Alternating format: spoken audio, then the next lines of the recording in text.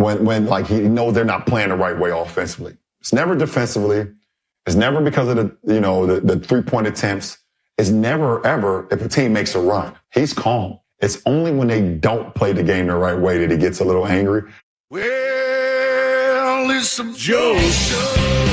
We've seen it. Nobody wants to be there. It's some big bad show tonight. Just can't take this damn parade. Who cares? Joe show. There's a 2-mile wait to get past the damn green line.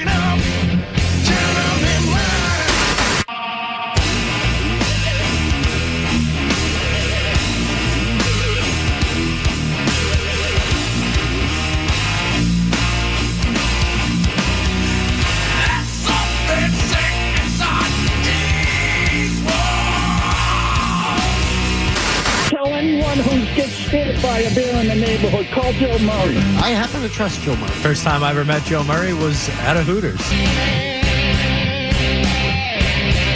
All right, welcome in 98.5 The Sports Hub. I'm Joe Murray.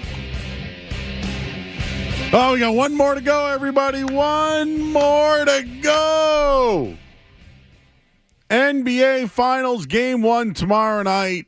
Right here on 98.5 The Sports Hub. And, man, we got you covered all night tonight until 11 o'clock. And then we'll have programming tomorrow night, starting with Fred, Hardy, Wallach at 6 a.m. And then we're going to take you right up until 1 a.m. tomorrow night. I don't know how many hours that is, but it's a lot. I won't do the Joe math for you.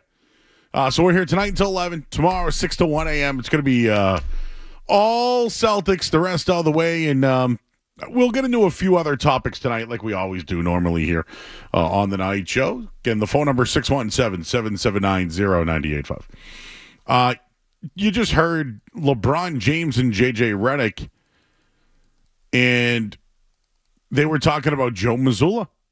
LeBron James in on Joe Missoula, called him a really smart guy. And you know, I kind of wanted to start there tonight. Like, we've almost talked about everything we can about the series. I've given my pick. I'm sure people know that. Oh, by the way, I have some wild betting stats regarding the NBA Finals. And I'm already licking my chops. Like, I don't know. I heard some people might be getting a little bit more concerned as the NBA Finals approaches. Me, I'm feeling better about it. I feel like I've analyzed this thing top to bottom, matchups, benches, coaches, owners, you name it. But I wanted to just start with Joe Missoula tonight. I can't say enough about him. And, you know, when he came in, when he was in Boston and then Ime Udoka, he was on that staff. He was a part of that final staff. But when he became the head coach here, it wasn't his guys. They all weren't in it together. And, you know, Jackie McMullen this week talked about how now this is Joe's team and, you know, the team really built around him, bringing in Cassell and Charles Lee and even Van Gundy for that matter. But Joe Missoula, he seems locked in and focused on the NBA Finals. I read a bunch of his quotes this week, but he's been really consistent.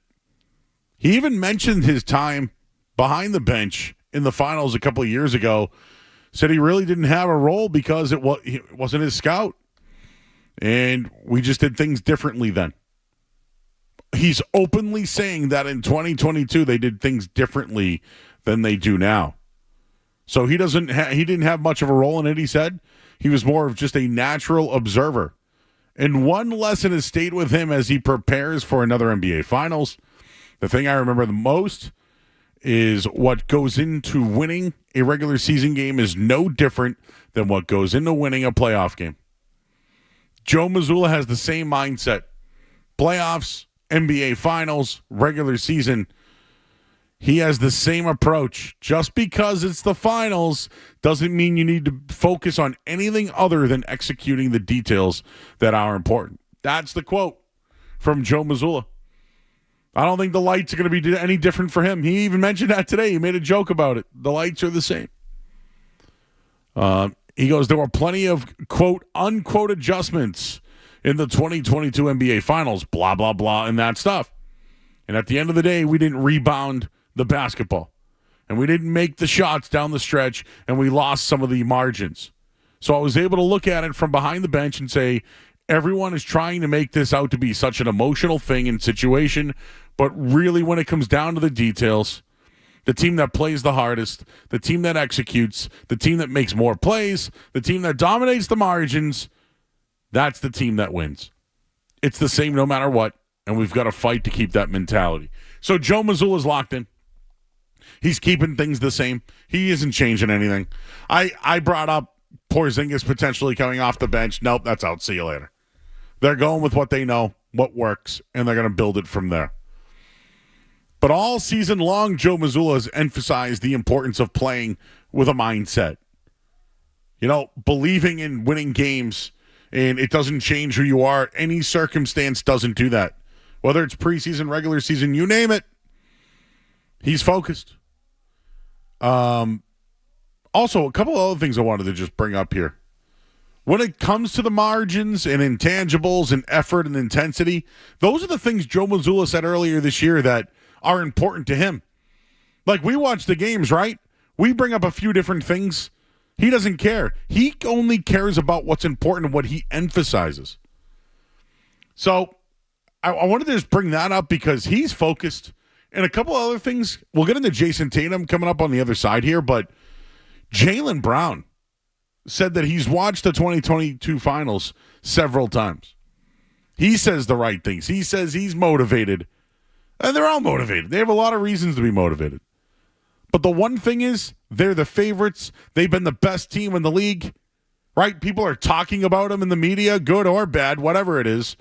They're locked in. They're focused. And Joe Missoula, the guy who I think some people thought maybe his style of play could be a flaw, I'm looking at it now as maybe they're more locked in than Dallas, for that matter. So we'll start there tonight. Your thoughts on Joe Missoula, some of the comments coming out regarding Jaylen Brown and how he's watched the 2022 Finals several times. And Jason Tatum, he also talked about losing the Finals, and he spoke on being a scrutinized player.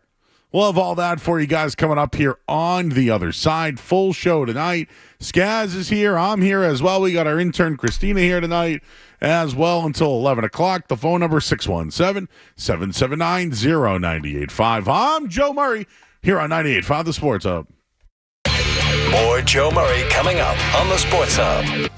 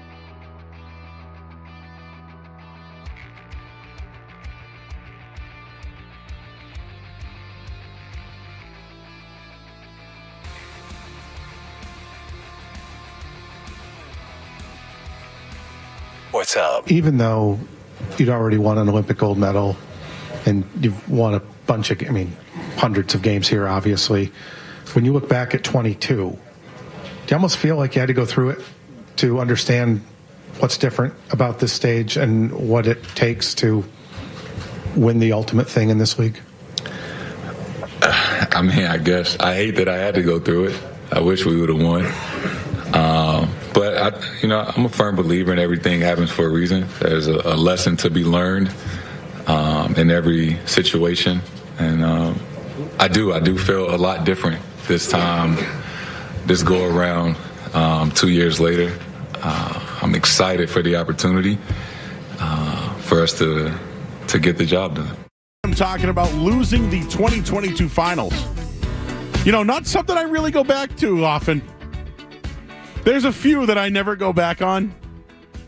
The undefeated Super Bowl season, I don't really go back and watch that one too often. Patriots. I don't go back on that one. You know what else I don't watch often? The 2010 final against the Lakers. Don't go back often and watch that. Last night I watched the 28-3 Falcons game, and I was giving the updates on what was going on. But there are some losses. I will never watch the 2018 Stanley Cup Final Game 7 ever again. Against the Blues. Won't do it. How many people are going back watching the 2022 NBA Finals? for real. How many people go back and look at that and think about it? Missoula nailed it. Yeah, that was Ime Udoka's team, and he watched and observed, and they've changed their philosophy since. They were a defensive-minded team. They were. That's how they got there. They were a defensive-minded team. Imagine the likes of Jason Tatum and Jaylen Brown, granted that 2 years ago, 2 years younger, playing an offensive-minded game. Even Derek Way was a part of that team. But he talked about his role, and he mentioned some of the adjustments that could have been made. But he felt like in the end they didn't rebound the ball, didn't knock down shots down the stretch, and lost the margins. And this is what he's been preaching all year, Missoula ball. And you know what? When you go to the podium, right, or after the game, it's always like, he missed 23 shots. And he's like, yeah, but he made 14 of them. And he always battles the numbers. And it is a little weird at times, but he preaches something different in that room. I think all the guys have watched that 2022 final. They're glad that they went there, but now they know that if they get back and have another chance, they know what to do with it. They're focused. I don't know if that's brought up enough on this team, is that they were there just a couple of years ago. I think about that Dallas team. They tanked the end of the season so they didn't have to give up a lottery pick. Right? They tanked games at the end of the year. An NBA team that had to be in a potential play-in game at one point this year. I credit Dallas for what they've done. They played defense, and they've made timely shots. Doesn't it sound like what the Celtics have been doing? Yes, and they have a generational player. But they still have that new head coach he's still Jason Kidd. And I know Kyrie Irving's now playing in his 4th NBA Finals. That's wild. That's wild. So he's the most experienced guy in it. But let's just not say that Tatum and Brown don't have experience as well, or Drew Holiday, or any of the guys like that. So Tatum talked about losing in the finals, what it meant, what he learned, and again mentioned that he hates to go through that. He wished they could have won, but he does feel like he would have done things a lot different this time around. So I like that mentality. The other thing is, and I know, Skaz, you have some sound on this one, but talked about, I think it was Washburn, mentioned that he was one of the most criticized players, or scrutinized players. Let's hear that audio. You've probably been the most scrutinized player during this postseason. Think so? Yeah, I think so. To how much you smiled or didn't smile when Jaylen won the MVP and things like that. How has it motivated you for this moment? Do you turn off social media when your son says something, or your friends, like your mother? How have you dealt with the scrutiny, and how has this kind of built you for this moment that you're about to face now? I think more so than me, right? It's like my mom, my grandma, my family and friends, they're more bothered by it than me. And, I understand, like, if Deuce was to make it to the NBA and people were talking about him every single day as a parent, I wouldn't be able to separate the superstar from the child. So, my mom took it a little tougher than maybe I did. But for me, I don't take it personal, right? Just a long break without NBA basketball. So they had to overanalyze every little thing and have something to talk about. Did it get old? Yeah, but it's the finals. They wouldn't talk about me if I wasn't good. So, try to take some positives out of it and change the channel. Ooh, they wouldn't talk about me if I wasn't good. Can we put that on a shirt? I like that one. How do you feel about the mentality here, Skaz? Hey, I've ridiculed Joe Missoula too, so I'm guilty of it. Like, he said some things after games this year where I was like, wow. But all he should care about is what he preaches in that room. I know that's hard for us to hear, right? And there's probably some reporters who don't know that. Like, stuff's open to the media, and then there isn't stuff. But Joe Missoula prides himself on outworking people, winning margins, rebounding, winning certain edges. And, well, he's not looking at the NBA Finals as anything else than keeping things the same and keeping it simple. And I love the approach. Yeah, I think this team just feels different than Celtics teams in years past. They're more experienced. They've been here. Tatum talked about it. Brown talked about it. Brown, like you said, has gone back and rewatched that final, something I will never probably do, but he said he's done it multiple times. So, yeah, this group just feels different. I think we saw it through the first few rounds, too. How many times post-game did we sit here and say, that's a game they lose in the past. Yep. That's a game they blow in the past. It's just this team feels different. They feel ready. I really, it's media day. It's finals. It's like, it's not quite Super Bowl media day where, it's a week before and we're getting all the horrible storylines. But I think today the Celtics seemed focused. They seemed ready, poised. Tatum and Brown, their leaders have been here before. Holiday has won one before. So, yeah, I expect, we worry about game ones. I know you have some very interesting game one numbers coming up. Oh, yeah. So, yeah, I mean, if you're a Celtics fan, I think you got to feel good. This group feels ready. Oh, yeah. Got those numbers for you coming up in a bit. My hand's itchy. That's what happens when you want to start winning some money, your palm gets itchy. I don't know if anyone's ever heard that before. But, yeah, I'm rubbing it. It's getting itchy. I'm already looking ahead to game one. I've already had people texting me about some of the odds for game one. And we'll do that tonight. We got Sammy P. Sam Payanovich of Chicken Dinner. And? Fox Sports. Fox Sports. Yes, and? Sean Sylver. Oh, my God. I was building up to that. And then we're going to have our other colleague who will be doing the weekend games as part of the Celtics Radio Network, because we're going to be doing a lot of network stuff. The 6'4" menace out of East Dennis. Sean Sylver. I call him the Golden Child because he was in a wrestling match once, and that was his gimmick. I like that. I didn't know that. Yeah, I might have someone design a golden child. I don't know what he dressed at. Like, I don't know what it looks like. Yeah, we need some pictures. But I have a visual, so I want someone to design the shirt. Anyway, Sean Sylver is going to join us later on tonight, so we'll go to the foxhole with him and see what's going on. So listen, we've talked so much about this finals. I wanted to at least bring up the mindset. If I can critique one thing, yesterday I said this. I didn't really like the way Kristaps Porzingis presented his injury. We talked about it last night, so it was. That's why I'm bringing up him coming off the bench. I don't think Missoula cares. He's going to work the margins and work his way from there. So I think Porzingis is starting. I just wanted to bring it up because got something going here with your starting five, and if you add him as the next big off the bench, you have to make an adjustment. But I think they're going with him in that case. But I don't feel great about Porzingis' injury. I don't know what I would set the line at. I would probably set it at 3.5 games. Like 3.5 games is probably what I would set the over-under at. I lean over, but I don't feel good about it. Like, could they get 7 games out of him? I don't know. Could they get 3 solid games out of him? That's what I'm expecting. But right now, hey, maybe we should add that two-way list, Skaz. You know, over under 3.5 games. I'll put it in the chat tonight. Put it in the chat. Maybe, Christina, you can add them all up at the end and we'll find out who won. So we'll put it in our chat tonight.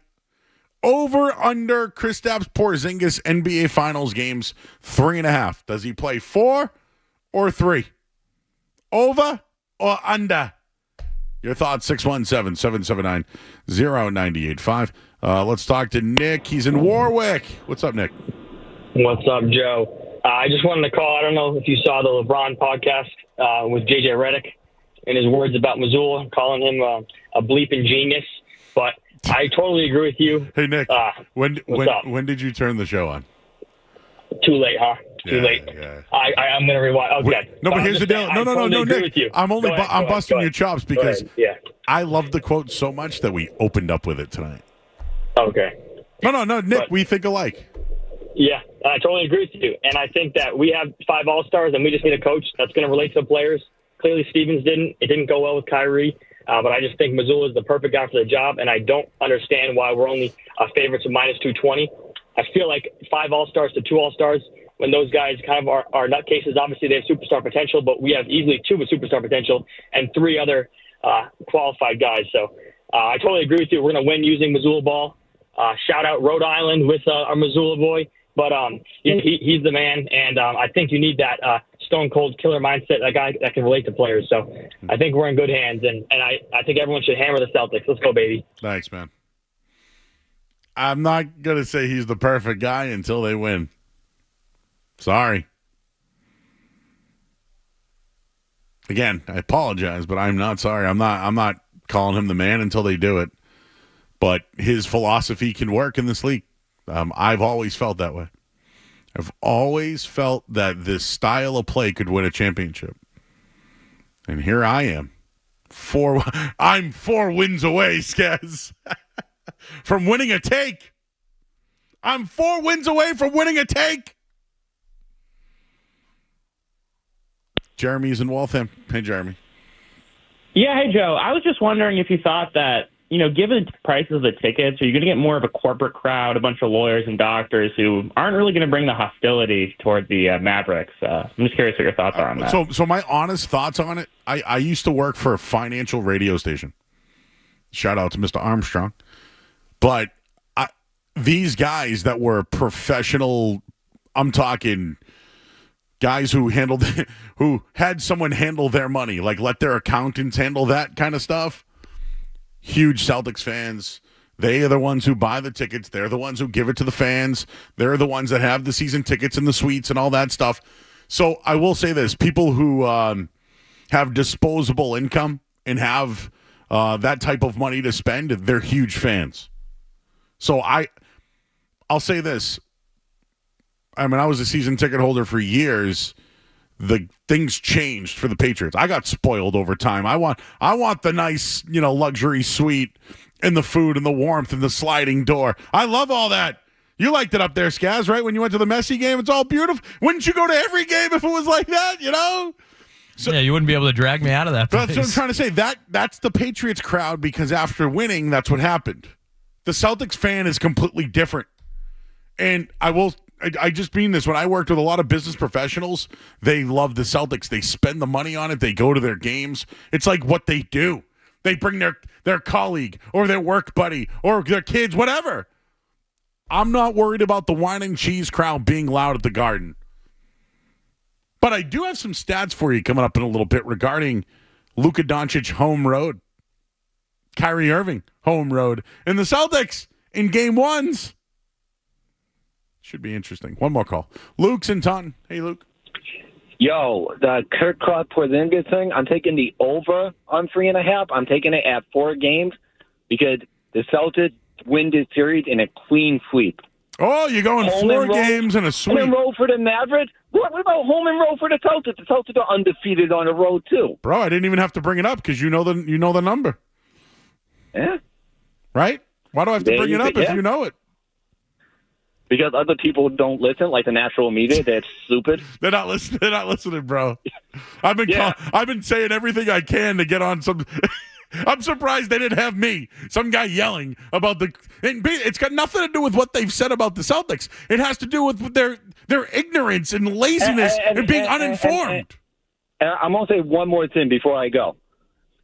I think Indiana was a tougher out for us than Dallas. Indiana's crowd offense is run, run, run.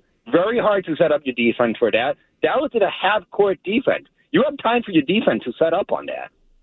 Yeah. I mean, a half-court offense. Yeah, I think Dallas is a really good half-court offense, but I looked into You some set of up your defense. I looked up the Celtics numbers. Theirs isn't so bad either, Luke. So appreciate your call there. Leah's in Boston. Hi, Leah. Or Lee. Leah? Hello? Hi. Let's go, Boston! Yeah, let's go! Yeah! Yeah! Yeah! Yeah!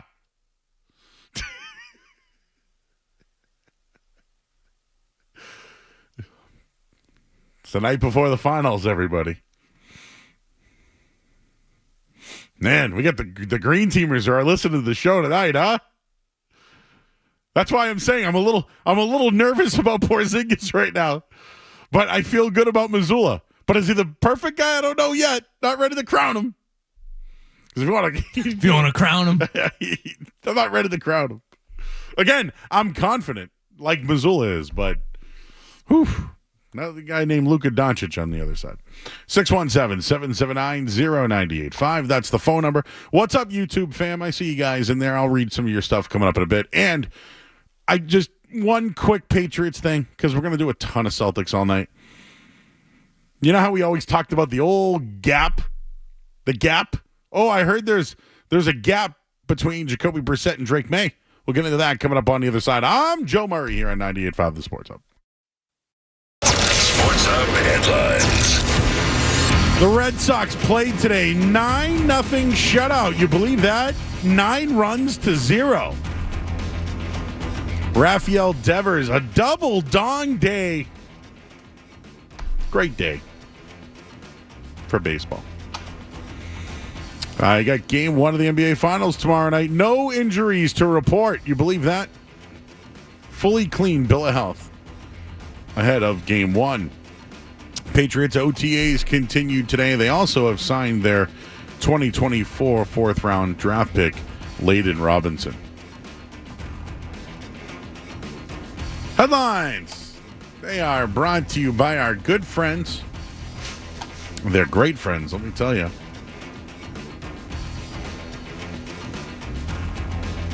Over at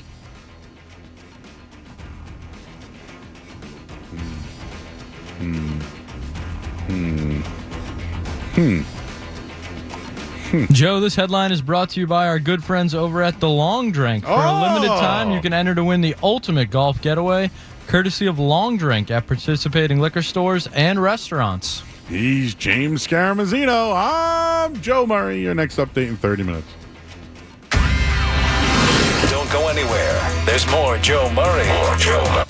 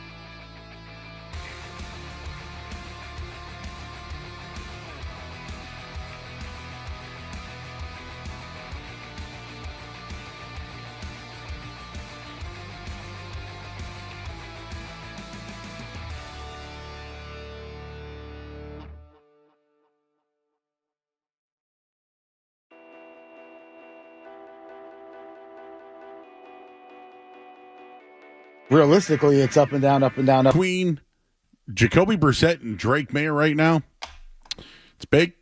May has a lot of work to do to close it. Curran said the gap between the two is significant, and that May has a lot of work to do to close it.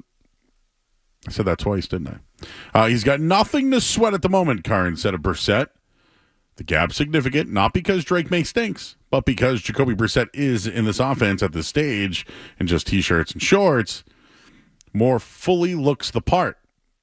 Might look different during training camp, and there are actually bullets flying, and he's having to process things, et cetera, like protections. But right now, the gap is so significant that it's inevitable. He is getting paid to answer it, but he's also saying, well, it's not happening anytime soon. So when it comes to Brissett May, the gap's big, everybody. Don't expect Drake May to start. We're going to want it. Don't expect it. Alex Van Pelt, everyone loves him. I think it's really clear and believes the team believes the same thing that Alex Van Pelt or Elliott Wolf or Mayo. They're all looking at the offense and saying, we're fine, we got Jacoby. We can take as long as we want with Drake May. How does that make you feel? So that's on the table throughout the night at 617-779-0985. We got the Celtics over-under on games played for Kristaps Porzingis. Maybe we can get 300 words out of that, Skaz. I get some other betting stuff that we can add in there as well. 3.5 is what I said of that. Is Porzingis over 3.5 games or under? Let's back to the phones here. Tom's in Simsbury? Got to be so. Simsbury, Connecticut, sir. Whoa, I've never heard of it. It's a nice town. Yeah, you got pizza out there, or is that like further away? Yeah, no, there's pizza. I'm getting pizza delivered. Oh, what kind? Pepperoni with extra cheese. There you go. Feeling risky. That's very risky. I like it. All right, I got a quick point and then a green team cheer. Okay. My quick point is when the Celtics swept Brooklyn, Brown and Tatum had lots of good things to say about Kyrie. Even Tatum tried to calm the crowd down when they were booing him, but they hunted him on the regular on defense, and they scored against him, and they exposed him. So that's my point. And my green team cheer, I'm going to back up 2 or 3 feet. There's alcohol involved. Okay. Yeah! All right, I'll hang up and listen. Hey, thank you for your time. Thank you. Enjoy your pizza. We saving all these guys? Alcohol. Oh, you bet. Alcohol was involved. Mike in Holliston. Hi, Mike. Hey, Joe. I'm really big on Al Horford this series. I know Porzingis may not go 4 games, but if he does or doesn't, I'd love to see a big series out of him. You know, getting rebounds, setting the tone. So are you in or are you out on Al Horford stepping up big for the Celtics in the series? And I'll hang up and listen. Thanks. Thanks. I'm wondering how they're going to play him. I've brought it up a couple of different times, but if Porzingis starts, does that mean Al comes off the bench? And who comes out when Al? Is it just a swap of Porzingis Al? Like, what do? They need to be better in the post, I think, this series. Mentioned some of the post points per game numbers or post point per play. They were number 1 in the NBA when Porzingis was in the lineup. They were number 11 in the playoffs. So I don't think Al gives you that type of, production from the post. But if you need to spread him out a little bit, that's going to take Gafford away, right? That's going to take some of those guys out of the paint, which could, with the passing that the Celtics have, get more points. And that's something Jaylen Brown did. Did I say that right? I don't even know. More paint points, more paint points, whatever. Paint points in the paint and the points in the paint. He had 40 points in the paint. Now you got me, guys. I saw you laughing at me. Yeah, I feel like I just took a ride in the Joe Murray cul-de-sac right there. It doesn't matter anymore what I had to say. Brian's in Los Angeles. Hey, Brian. Hey, Joe. How's it going? I'm all right, man. I'm trying. All right. So I just want to know your opinion on Kristaps in the pick and roll with Luka, because I know they do a lot of drop coverage with KP on defense. And then number 2, I'm flying in to Boston on Saturday morning to watch Game 2. I kind of want to know your recommendations for some lobster rolls or a good restaurant to go to. Well, I will be at the Kowloon for Game 2 in their outside patio because they're having a watch party there. So that's always a great place. But you going for a lobster roll? Where are you staying? Boston, where are you staying? Boston Common, near I think it's like the Art District. Okay, so you probably want to stay in Boston. But if I could give a recommendation, if you wanted to just, go a little bit out, it's called Belle Isle Seafood in Winthrop. It's very good. Belle Isle Seafood? Gotcha. Yeah, but I'm actually going to Game 2, so... okay, so you're gonna be there. I'm going to be in there, man. Me and my son are going to be screaming our heads off. You guys got a chant? Kyrie sucks. All right, man. Well, enjoy your trip. Lobster rolls. Could you eat a lobster roll before? Is that something you would do before a Celtics game? No, me personally, no. Yeah, me either. Like finals game, I might not eat all day tomorrow. Joe's back to sloppy and lazy on air. Someone said, "Why?" Because I said points in the paint, paints in the point. Heaven forbid you make a mistake. I made a mistake. I'm sure that guy's perfect. He's wicked perfect. Let me tell you. Yeah, lobster roll before games. Out. Yeah. Out. Kind of out. I think so. Get it Saturday, and then you'll be ready for Sunday. Because I love me a lobster roll. I love lobster. But that's something I like to what I like to do when I indulge. Plus the butter does different things to your belly. Just don't know if I would enjoy myself in that situation. Anyways, I got betting stats for you that I think you should know. People in the chat are very funny. I see you guys. Einbein's in there. I see Brian in there. I know Christina's in there. I see you. Some of the names I can't read. But anyways, join us in the chat. We're here until 11 o'clock tonight right here on 98.5 The Sports Hub. You're listening to Joe Murray on 98.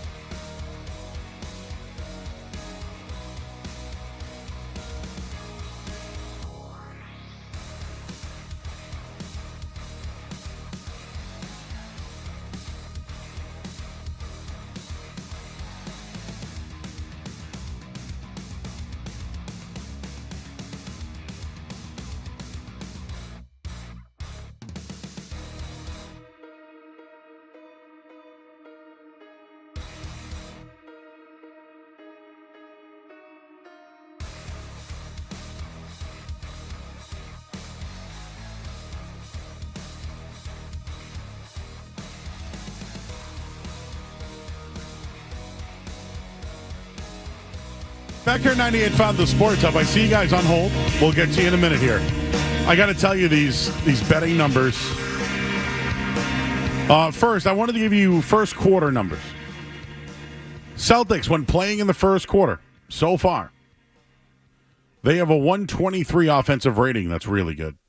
108 defensive rating. They're plus 15. So overall, it's a plus 54 total. Excuse me. The Mavericks, first quarter, 107 offense, 111 defense. It's a minus 13. You can bet the Celtics to win the first quarter tomorrow. Minus 2.5. Ring it if you want. I didn't mean to set that up on you there, Skez. But I would go Celtics first quarter, 2.5. They've been rolling teams in the first quarter. Rolling. Like Limp Bizkit. So there's one. So what do you want first, guys? Do you want the Celtics record in game ones of NBA Finals, or do you want to know Kyrie and Luka's numbers? Give me the Kyrie and Luka numbers first. Kyrie Irving has a 3-1 postseason series record versus the Celtics. He has a 12-6 win-loss record. He's 6-3 at the Garden, having lost his last 3 games in Boston. In those 3 losses, he has scored 39, 39, and 10. I'm sure if you average all that up, that's pretty good. Luka Doncic is 24-21 in his playoff career. He's 11-9 at home, 13-12 on the road. He's 2-5 in game 1 of a road series. And here's the one that I had to look up. I asked other people about it. I had to look it up. The Celtics are 15-0 in game 1 of the NBA Finals. In the history of the NBA Finals. And I looked this up. I had to look it up. StatMuse does a lot of this stuff. Like if you just Google it, it pops up. It's great. So I'm wondering, there's a couple in there that might not have counted, right? Or a couple in there. So I'm just looking at they've been great in game ones. Now they won game 1 of the Golden State series. How'd that work out? So that's all I'll say to you. But they played better at home. They dominate at home. Kyrie Irving has struggled. Luka struggles on the road. I like Celtics first quarter and to win game 1. We'll take quick. When I'm not taking a break. There it is. Ringing the bell again. I'm going to put all those in an article so you guys can read it all. Break that down a little bit and digest it. So I'll have that for you. No commercials here. Just the headlines. And LeBron James was talking about how to attack. How do you attack? We had a caller ask, how do you do it? Do you blitz him? What do you do? Well, we'll tell you what LeBron said. We'll do that after the headlines. No commercials. I'm Joe Murray. From the Town Fair Tire Studios, the road to Banner 18. This is the flagship station of the Boston Celtics. The Boston Celtics swarm the floor. WBCFM and HD Boston 98.5, the Sports Hub. Weekly media group station. Sports Hub headlines. Red Sox win 9-0 today. They got a double dong day by Rafael Devers. Everybody was happy. It was a nice day at the ballpark. They won.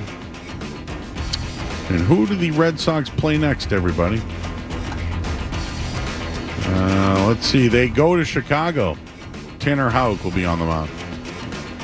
Patriots OTAs today. Everyone was out there. Drake May. They also signed their guard they drafted in the 4th round, Layden Robinson. And a full, clean bill of health ahead of Game 1 of the NBA Finals. No Kristaps Porzingis on the injury report. Game 1 tomorrow night. Headlines, they are brought to you by Safety Insurance, providing comprehensive coverage for your auto, home, and business. Ask your independent agent about safety. I'm Joe Murray. Your next update in 30 minutes. Boston's best sports talk. There's an app for that. Download the Sports Hub app for loads of stuff. Absolutely free. Connect with the shows, get podcasts, and more. Get it where you get your apps. Or at 985sportshub.com. If you had to guess, and they're very consistent regular season to playoffs, what do you think is the most effective defense? And this is points per chance. So this is like legitimately it doesn't matter who scores. Do the Mavs score? It doesn't matter if Luka scores. Points per chance. What do you think is the most effective by the numbers? By the numbers? Guarding Luka and pick and roll. By the numbers, I will say blitz. Yeah, I will say blitz. And the reason I say blitz is because I look at the other two, and it's not switching. Because they don't run many small pick and rolls. They run a lot of 1-5 pick and rolls, when it comes to, because the 5 is, usually not as mobile or whatever, not as agile. So they try to bring the 5 up, and they have those 2 lob threats, which Luka loves. So I know that switching is not it. We saw that at the end of game 2 in the Western Conference Finals. And then dropping pick and rolls, he's just too big. Luka's too big at his frame and his size. You drop his pick and roll, he gets the hostage, puts you in jail, and now you're asking the big to make the decisions on, should I help up? Should I give ground? Soon as you help up, lob to Gafford Lively or corner kick pass to the 3-pointer. So I'm guessing, I just did process of elimination, JJ.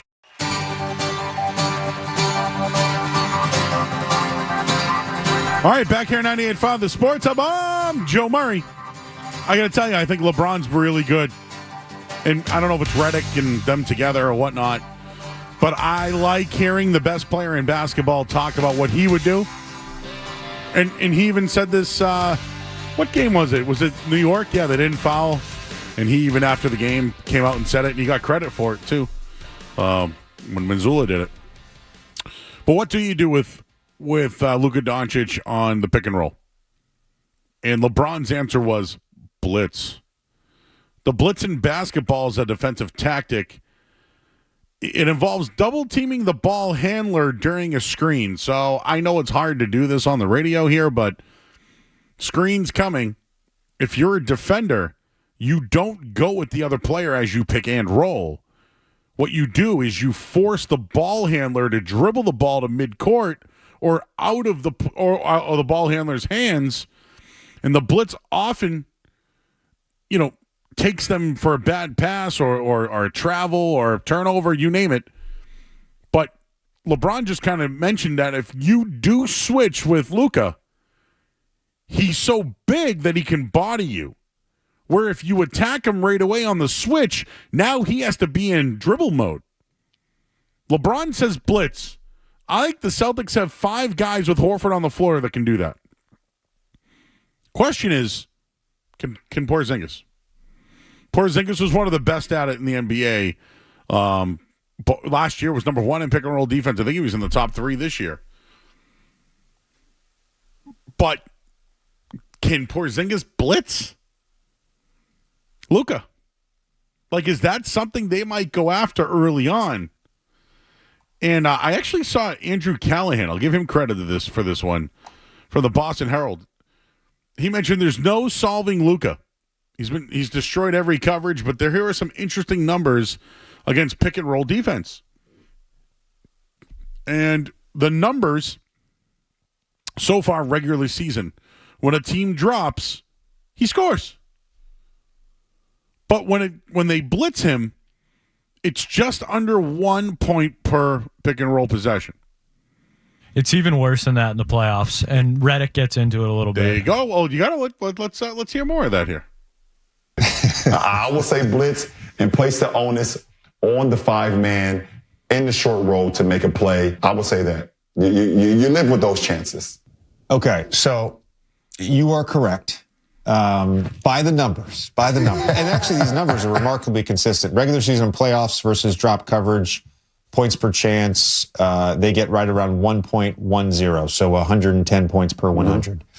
Versus switch, the worst option. You were correct on that as well. Right in between 112 per 100 in the playoffs and 115 versus a switch per 100 in the regular season. In the regular season versus a blitz, and he was the most blitz player in the NBA, 0.97. so 97 points per 100 per chance against a blitz. And it gets even worse in the playoffs, 0.67. And he is the most blitzed player in the playoffs. The most blitzed player in the playoffs. And that's a pretty, stark drop-off there from 0.97 to 0.67 or whatever it was. So, yeah, I mean, there's not a lot of good ways to defend Luka, but it seems like blitz is far and away what the Celtics should be trying to do. Well, I mean, who can blitz? I think with Horford, well, you don't want to see Horford get in a situation like he did with Garland a couple times. I don't want the Rudy Gobert switch happening with Horford because it happened a ton with Jimmy Butler last year. Yeah. Hated that. Obviously, and that's what I think of when I think of him doing the switch. And I'll be interested to see how much Kidd works to try and get that switch to happen and what Missoula does to counter it. Do they just do they let I mean that's kind of the beauty of Luka and Kyrie though, is they hunt their matchups and they say what you want about Kyrie. He knows what he's doing out there. Well, he also gets off the dribble where he can get right into the paint. Exactly. And he's as quick as anybody getting the shot or the pass off. Luka's the same way. So, yeah, you're going to have to send Holiday and White at them. Brown. I think it's going to be a lot of Brown and Holiday at Luka. And then White will be primarily more on Kyrie. That would be my guess. And then for the switches, you're hoping it's Tatum. You're just going to try and, make sure Al. And I think that's why you'll see, even if Horford's out there, you might see Tatum at the 5 still and Horford at the 4 or something like that. I'm almost at the point where if it's like Lively or Gafford as like the screener. Just leave Al on him, almost. Just stay. Just stick. Don't switch. But don't switch. So I wonder if they won't switch and they'll bring someone else over, and then you live with, like LeBron said, can you double team them? You live with the corner 3 at times, which their numbers are bad on the corner 3. I saw some of those numbers. There, yeah. So the exactly, Celtics crush it in corner 3, and I think the numbers were even like staggering with wide open threes too. That was something the Mavs were struggling. So as a Celtics fan, maybe that gives you pause that they're here in the NBA Finals and they haven't done that well, but. Maybe it's a matchup that you can exploit. It's funny, because most of their numbers come from the top of the key, which is led by Kyrie and Luka. But yeah, when it comes to like going to the hoop and sending a pass to the corner, if it's wide open, it's not good. And if it's in the corner, the numbers were low. I think they were like low 30s. Yeah, I just saw I saw like a breakdown of the two teams and their matchups and this and that. I thought that was fairly interesting. 617-779-0985. John's in Needham. Hey, John. Hey, Joe. Good to talk to you, my friend. How you doing? Let me take you off speakerphone and get a better connection. Sorry about that, brother. I heard you speaking about a lobster roll. I have you on the background as I'm writing a paper here, and I wanted to recommend, I hope that listener is still listening. I do know Belle Isle. My niece lives right down the street from that place. Great lobster rolls there. But you did overlook one place called the Sail Loft. Right, it's probably a 12-minute walk away from the Garden. And let me tell you, besides bringing money, that is one of the best lobster rolls you're going to find in the city. I've seen their chowder before. Comes in a mug. Oh, you've been there? Yeah.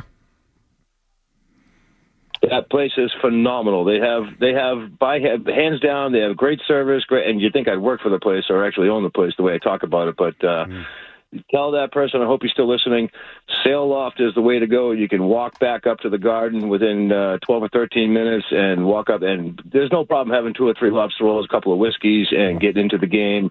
Love that all day. Thanks, John. I don't know if I can eat a lobster roll before the game. Just give me a couple of slices at halftime, call it a day. It was, season ticket holder Joe in a past life. Were there any big game rituals or like meals or anything you would, the Patriots are in the Super Bowl, I got to eat this, I got to do this? Yeah, tailgate. I had to go to Lambert's and get their wings or calzone, yeah. And it was, you had to do it? Had to do it. My uncle, shout out my Uncle Jimmy, my namesake, diehard Patriots fan. He's in the remember, the movie, the like movies they put out afterwards when teams win Super Bowls. He's in the movie, like at the Rams Super Bowl, in his Patriots gear.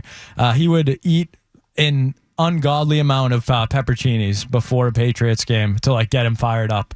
Not a sane individual by any means, but yeah. Oh, dude, I used to do it, buffalo chicken tender dinner for watching the Pats game today. It's buffalo chicken dinner.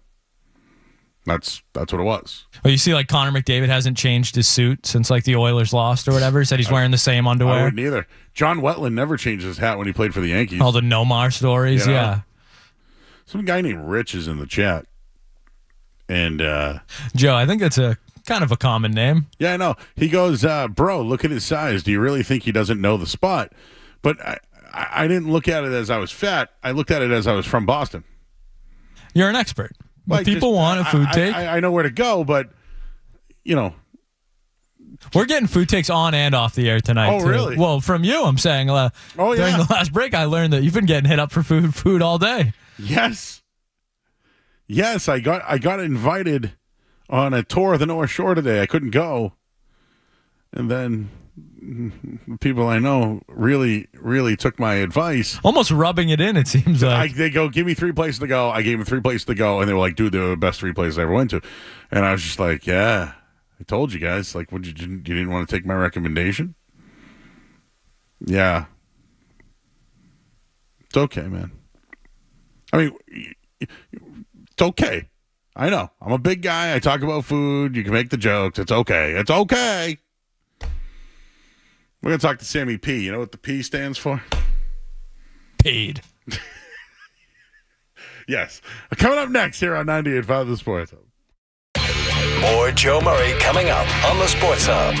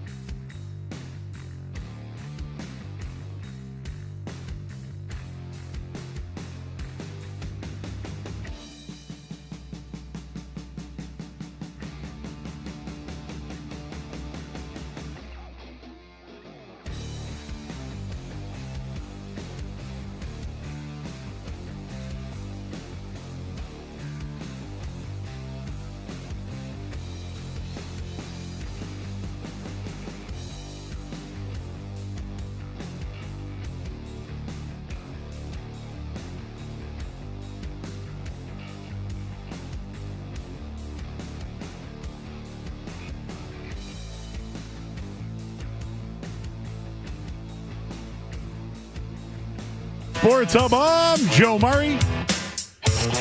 We are getting into Game 1 of the NBA Finals, Mavericks and Celtics. I just gave you a bunch of betting numbers. Well, let's go to another man who knows a lot about betting. His name is Sam Pejanovich. He is of the Chicken Dinner podcast. He is of Fox Sports.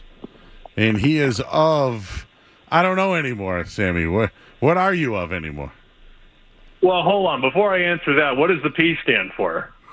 Paid. Oh. I like that. Yeah. Jeff was quick on that. You said, what's the P stand for? He was real quick with the paid. What did you think it was? I mean, I can go in several directions, but I won't. Let me answer the question that you asked me. No longer a Nesson employee as of May 31st, 2024, pal. That's sad. You were like, and then let me kiss your ass for a minute here. So Nesson, who sucks to watch, I'm sorry, bro. They're pro. You had to pedal that 360 app. Thing sucks. All right. And by the way, they let go of their best guy. Their best guy at the station, who can talk any sport, can do betting, had its own show, had a digital show too. You'd go on the pregame, you'd go on the Red Sox, the Bruins, and they say bye to you? Out. I appreciate that. Let me start by saying I loved my time there. They put me on TV every day for 3 years. Yep. So I can't knock them for that. Mm-hmm. But I wish you could have seen the look on my face, because they told us in like December that they're not going to renew our contracts. And, Claudia is no longer there. And it sucked, because I thought we had a good show and wasn't really given a chance to thrive. Hey, I worked for the competitor and I watched you guys. I thought we had a great show. It looked good. The crew was awesome. We used that studio better than any show on that network. But I wish you could have seen my face in December when the new boss comes in and goes, yeah, we don't see a future in betting. I honestly thought I was being punked. And they said, no, we're going to get rid of the entire department. How do you feel? Tried not to take personal. But it's kind of hard not to take personal. It's hard. You know what I mean? It's hard not to. And listen, we have some listeners that would say, "Hey, Joe, love you, but just don't always love the betting talk." But I apologize, but I'm not sorry, because this is a big part of sports now, right? You can pull up your app. Right? How many times have you seen Celtics in, right now, Game 1, it went from 5.5 to 6.5, all this stuff. You can't get away from it. Did you see the numbers that came in through Massachusetts? Everybody's betting. I know. It is what it is. But, hey, I bought a house here. I love living here. I'm a New Englander now, and I ain't going anywhere. I'll tell you that much. What food's better, though, Chicago or Boston?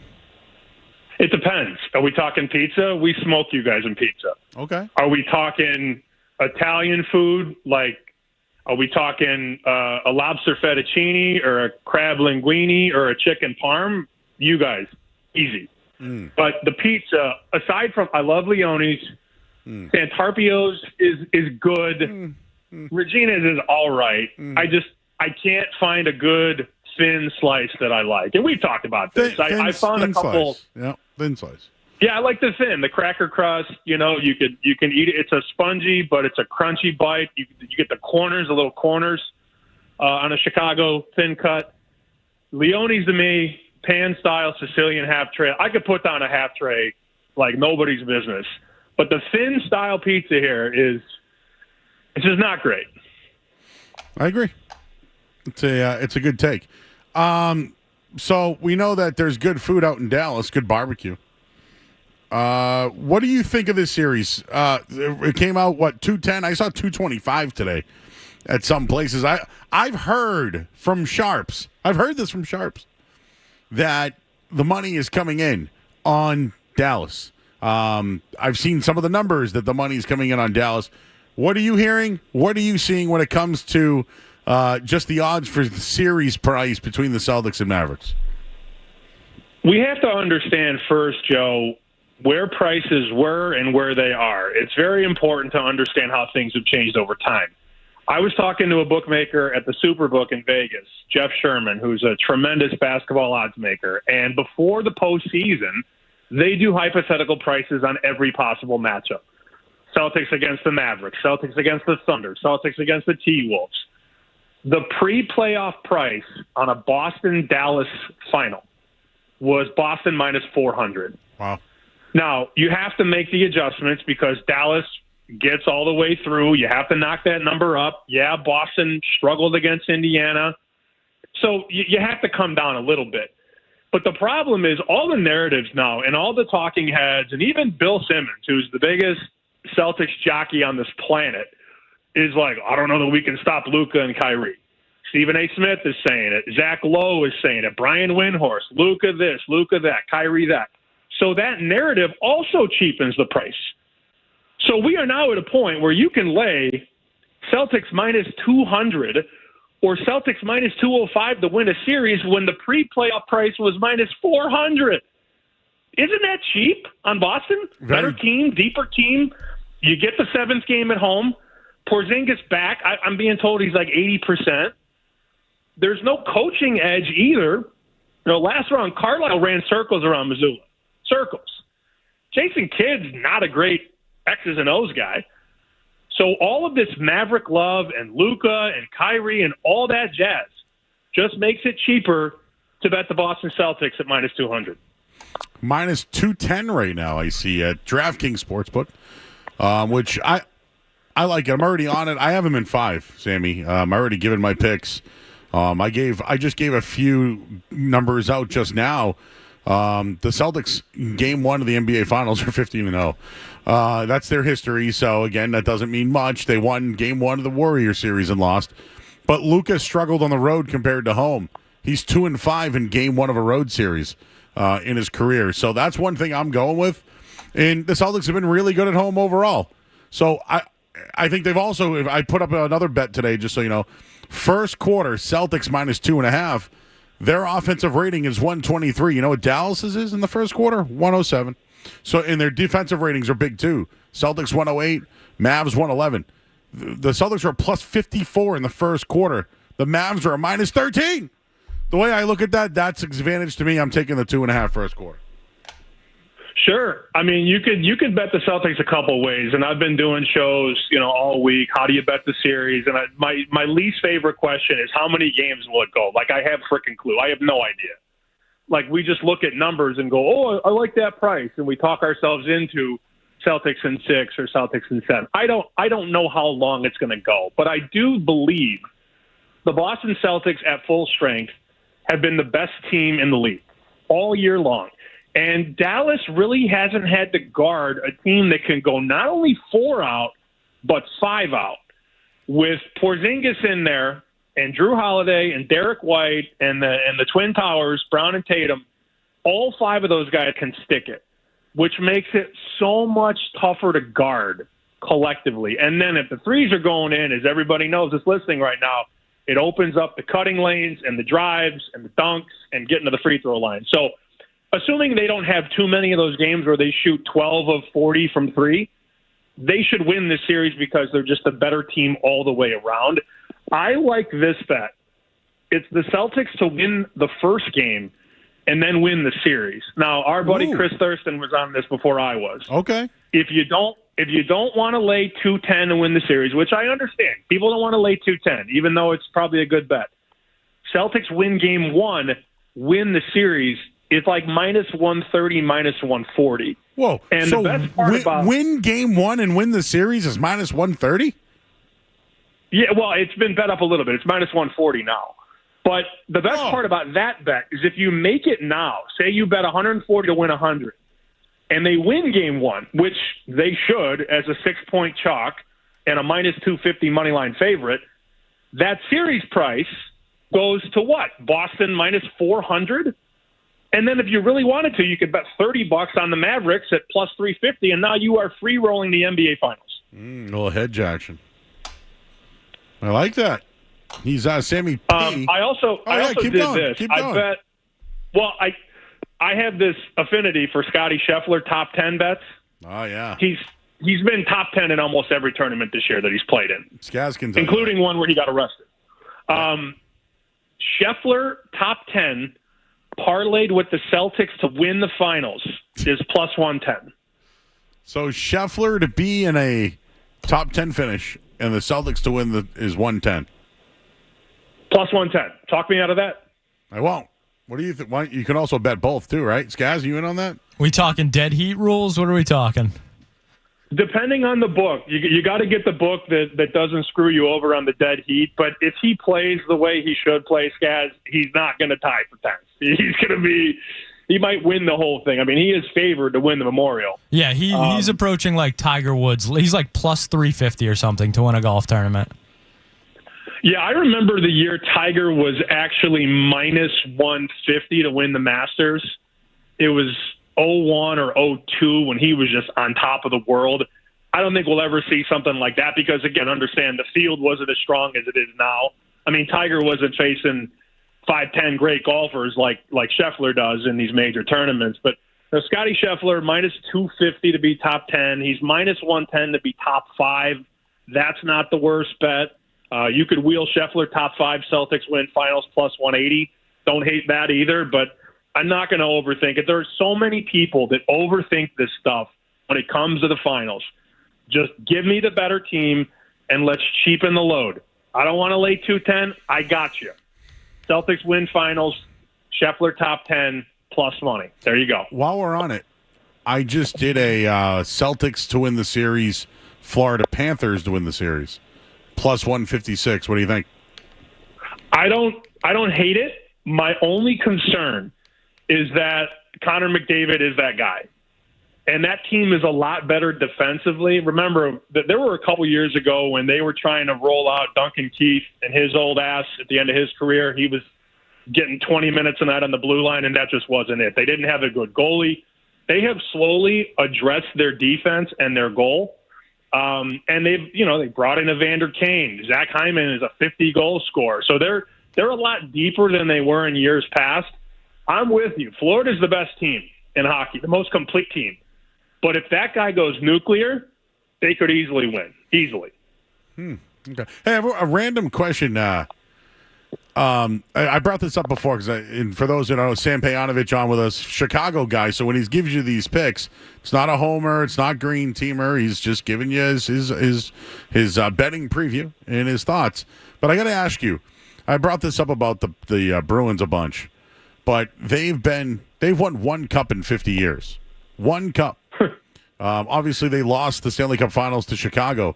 But when you look at it, right, like Chicago won how many? 3, right? Pittsburgh won 3. Pittsburgh won 2.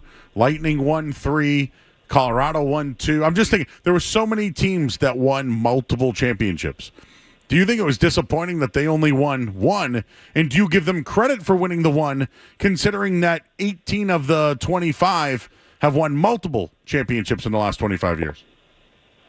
Well, I think first and foremost, you guys were spoiled from 2000 on, with all the championships with the Patriots and Red Sox.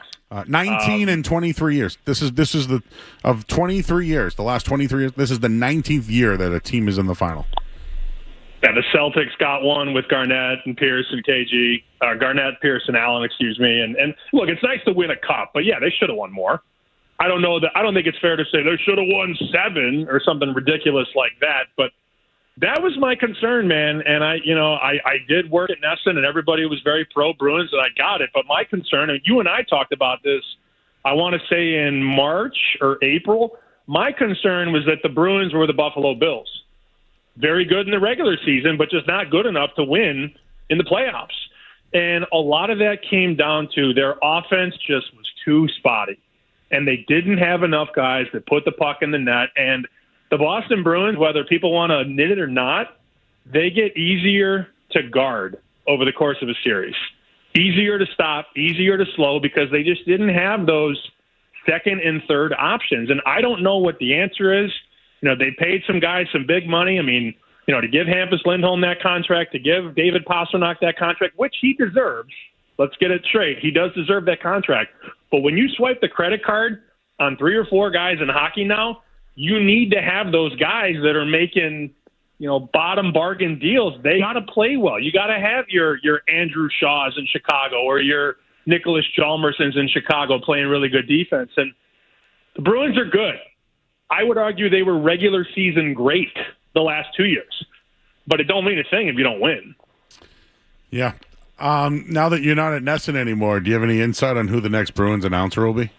I don't, actually. And if I did, I wouldn't tell you. Yeah. All right. Well, he's Sam Pejanovich. Used to be of Nesson Bets, but he does have a podcast called Chicken Dinner. That's very entertaining. Can I give you who I would hire? Yeah. John Forsland.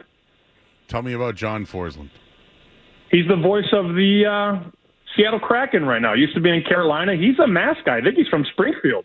What? And he was doing national games on Versus, which then became NBC Sports. You've heard him a lot. He's currently working with Eddie Olczyk. Okay, yeah, in I know Seattle. Now that I see him, I know who he is. Where hockey goes to die, right? Seattle, big market for hockey. I think he's my favorite right now. If I were to make odds on it, you should do Nesson replacement, like the odds. Just put them on Twitter. Yeah, I'm sure they'd love that. Why not? Who cares? You don't work there anymore.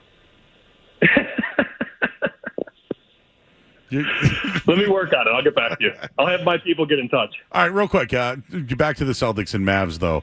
How do the Mavericks, in your opinion? Because listen, there's a lot of value if you like Dallas. There's a lot of value here. I don't. I like the Celtics in 5, but how does Dallas win this series? If Luka and Kyrie are the best players in the series, and if Boston lets them hang around. The one issue I have with Boston, and again, I'm not from here. I'm not just bleeding green. My big issue with the Celtics is that they haven't done it before. And that's how a lot of people feel. Prove me wrong. Win these games. Win these games in the fourth quarter. I don't think it's going to be a surprise if Boston comes out tomorrow and wins by 20. That wouldn't surprise me at all. You know what makes me nervous, though? If it's a tie game with 4 minutes to go. Because those are the moments in the last few years with those two guys, Brown and Tatum, where they fall apart in the big moments. It happened against Miami last year. It happened against Golden State 2 years ago.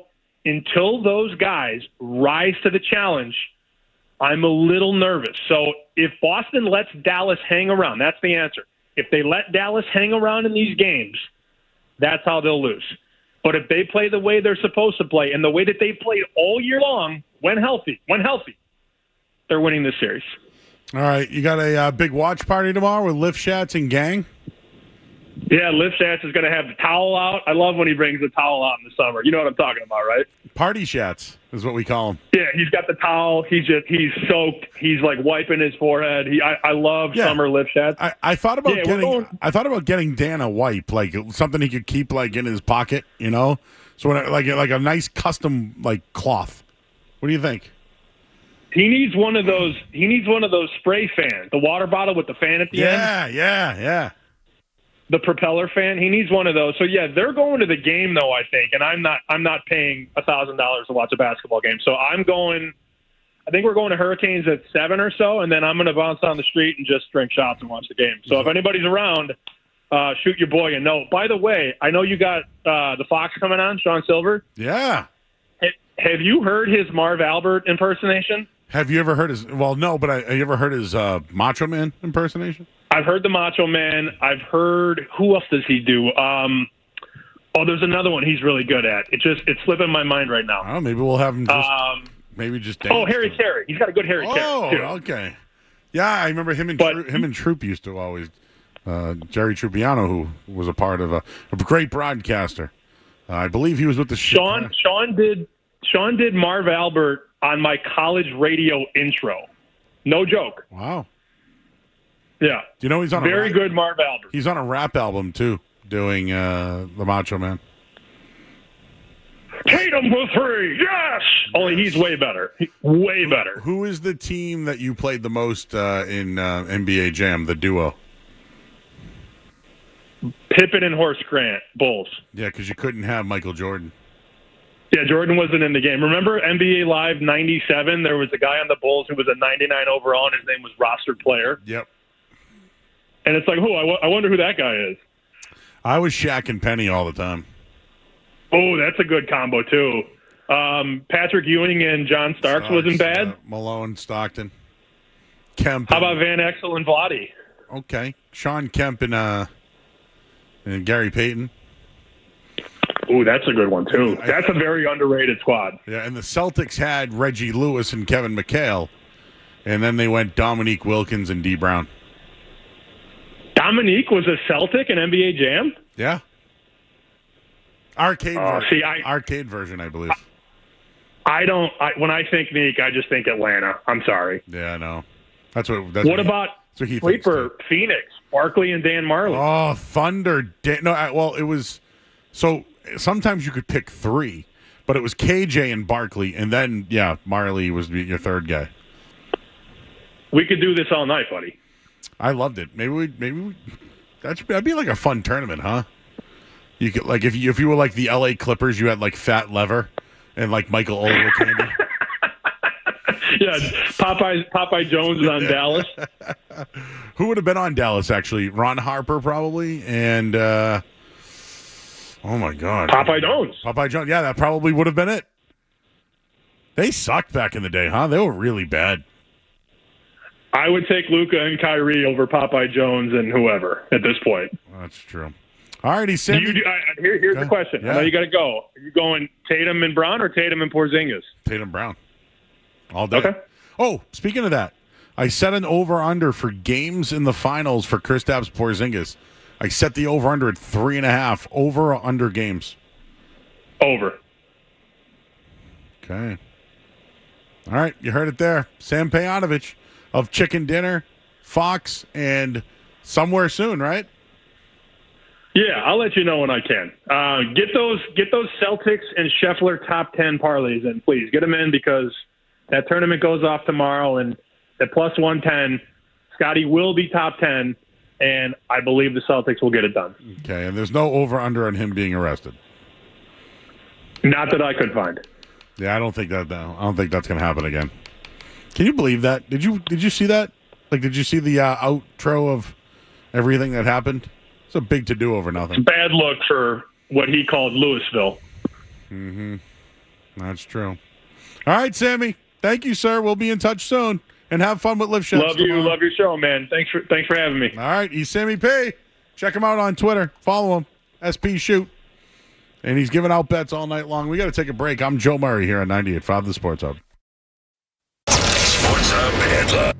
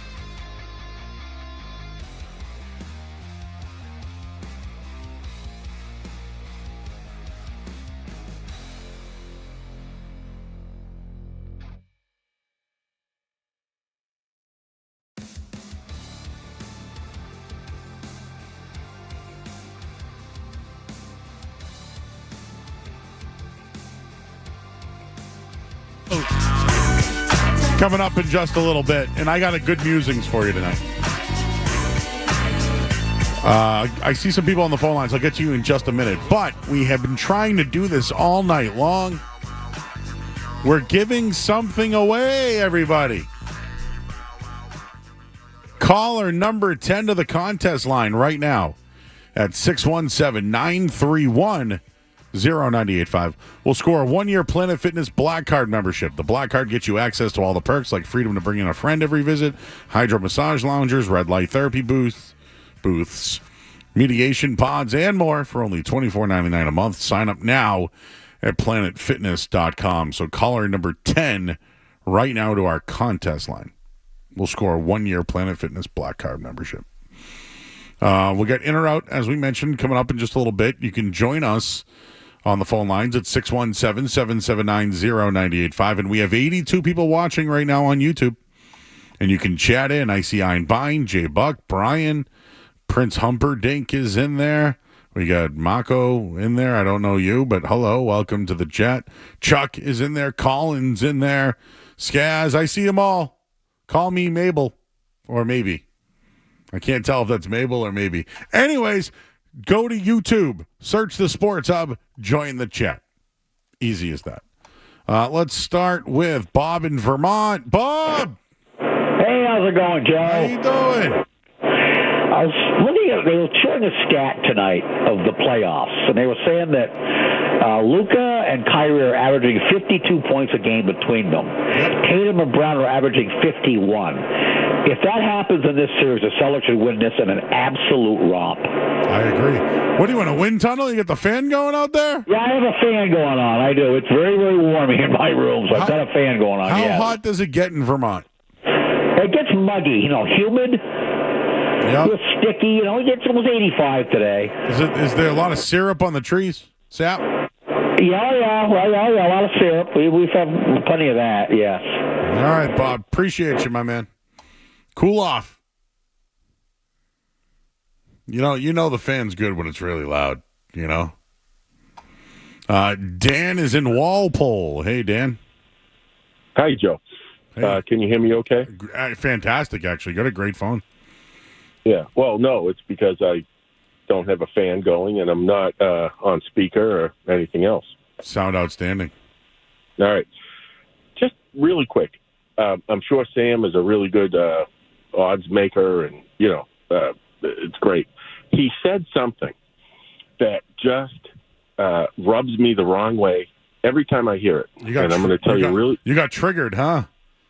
I got triggered, and it's late, and I'm going home, and I said, no, I just can't take it. I have to call. So, and what it is, and I'm sure, it wasn't intentional, and, whatever, but here it is. Tiger Woods, he said, back in 2001, 2002, he was minus 150 to actually win the U.S. Open, that's true. Back then, that was the kind of, we were even getting bets Tiger against the field. Yep. Do you remember that? Oh, yeah. Okay. So, but what the next thing he said that'll never happen again because now the competition is so equal and so good. And, that's what got me because I was born in 1967. So in the mid-90s, I was beginning to play golf in my early 20s. And I'm going to tell you that before Tiger left Stanford and, joined the PGA Tour in 97 or 98, it was the exact same story the media was saying at the time. No one will ever dominate like Jack Nicklaus did because everybody has the same swing now. We're all, everybody has this instructors, and there'll never be anyone that can dominate even close to Jack Nicklaus, right? Then here comes Tiger, and if you remember, and it's on YouTube now finally, prior to him coming out in his first tournament, Curtis Strange interviewed him, and Tiger said to him, my expectation is to win. And Curtis Strange did this little mocking, you'll learn. That was his comment. And no, you learned, Curtis, that here is a phenomenal talent. and obviously he has all of his personal issues off the course. But no, it's the exact same story, and now it's 20 years later, almost 25 years later. So yeah, no, there is always the possibility that another Tiger will come along. The talent is always good, and that's what they said back then. Oh, too much talent. Now it's all equal, blah, blah, blah. Tiger proved them wrong. Jack proved them wrong before that. So that's my point. Sorry for the long, rambling talk, Joe. Nope, no problem at all, sir. And if something triggers you, this is the place to do so. Skaz? Yeah, I mean, he's wrong, but that's okay. Golfers. It is his opinion. Yeah, you can be wrong. Your opinion can be wrong, though. Yeah. Tiger Woods was so dominant, and golfers were not as good back then as they are now. More people are playing golf. A lot of it is COVID. There was a huge golf boom. What Tiger Woods did will not be replicated. It won't. Tiger Woods was the world number one in golf for 281 weeks. Okay? That's first all time. Second place, Tiger Woods. He was the world number one for 264 weeks. So that's two different stretches where Tiger Woods was the number one in the world for over 264 weeks in a row. That's twice Tiger did that. The next closest is Greg Norman. He was a world number one for 96 weeks. That's third place. Tiger is 1 and 2 by an absurd margin. So is there a chance Scottie Scheffler can go on a crazy run and win a bunch of majors and, flirt with Tiger and Jack's record? Absolutely. Scottie Scheffler is incredible. And I love Scottie Scheffler, but he's not going to do what Tiger did. That doesn't mean he can't win a bunch of majors. That doesn't mean he can't be the number one player in the world for a long time. Golf is different now. It's more global than it's ever been. With the live guys, the money that's getting put into that, it's just a different beast now. Tiger came in at the perfect time. Tiger Woods changed golf. Tiger Woods is the reason these guys are getting live money. He's the reason we're getting elevated events. So yeah, I mean, I get it. People hold on to nostalgia. People, when it's like listening to people talk about the Celtics in the 80s. That's what you remember. I get it. No one is ever going to do what Tiger did. I feel pretty comfortable saying that. Well, I'm glad that this stuff triggers people the night before the NBA Finals. You know what? I love that passion. That man probably shot 18 after golf today. Hey, you know what? When I was a kid, I went to Franklin Park, the golf course. I met Chichi Rodriguez once. Legend. Don't really have much more than that. I asked him if he could do his Zorro putt thing, and he did it for me. And then they made me take swings at a hula hoop. You ever do that? You get in that little hoop, and you just go like this. Keeps you in line. Yeah, Chichi Rodriguez one time came to Dorchester, Massachusetts. And I went, and I met Chichi Rodriguez. Don't think I've ever met another golfer before. Have you? Yeah, I mean, I worked in golf for 7-8 years, so I've never met Tiger, but I met Luke Donald when he was the world number one at the time. I have a chance of meeting Tiger better at the poker table than anywhere else. Absolutely. It's where you got your best chance to meet Tiger, Jordan, Barkley. Yep. That's where you're going to meet all these guys. Yep. I don't know if I can afford that table, though. Well, anyways, we're going to do in or out at the top of the hour. You know why? Because you're going to have to. And this hour of the Sports Hub has been brought to you by Valvoline Innocent Oil Change. Enjoy quick and convenient vehicle maintenance this month. Visit NewEnglandOilChange.com for 15% off your next drive-through oil change. At Valvoline Innocent Oil Change, now open in Franklin, Billerica, and Peabody. I'm Joe Murray. We got your headlines, and then we'll get back to in or out. What's it gonna be, McFly? Are you in or out?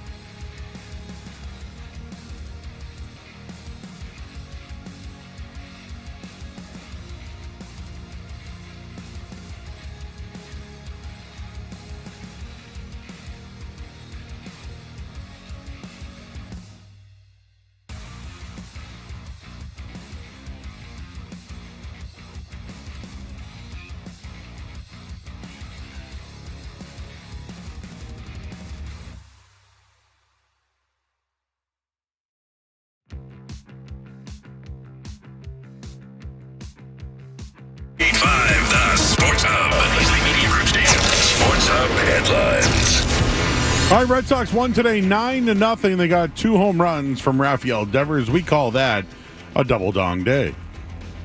Patriots signed their 4th round pick. Finally. I'm kidding. His name, Layden Robinson.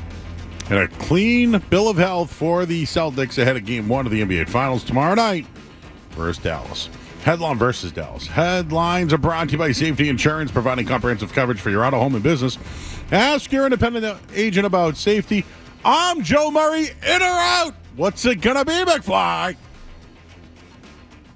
Tatum has been spectacular. This is Jason Tatum. Right corner against Embiid. Tatum for a 50-piece. You're listening to the home of Boston Celtics basketball. 98.5 The Sports Hub. Are you in or out? Gotta know without a doubt. I'm the one you need for a dirty deed. I'm the best. Success is guaranteed. Those little packets as hard as we could, man. And then we'd see the bus come back. We were like Elf with the snowballs. Tighten them and put them right under someone's seat cushion. Wait for them to sit. Out on packets, though, man. Those things suck. Oh, you know how else I like it? You know the little thing in your pump? You pump? I like those little cups, too. I feel like I only use ketchup these days as like, I like ketchup on eggs. Sorry, everyone. If that's a sin, I apologize. But I am not sorry. All right, what else we got? All right, Joe, we'll head to Netflix for this one. A documentary coming to Netflix this month. That would be Remembering Gene Wilder. Yes. From roles in Willy Wonka and the Chocolate Factory to Blazing Saddles to Young Frankenstein and countless more, Gene Wilder holds a special place in many people's hearts. Take a look back at the life of Gene Wilder. Joe, are you in or out? In. This man served time in the military, big theater guy, was a star at times. You've mentioned the movies.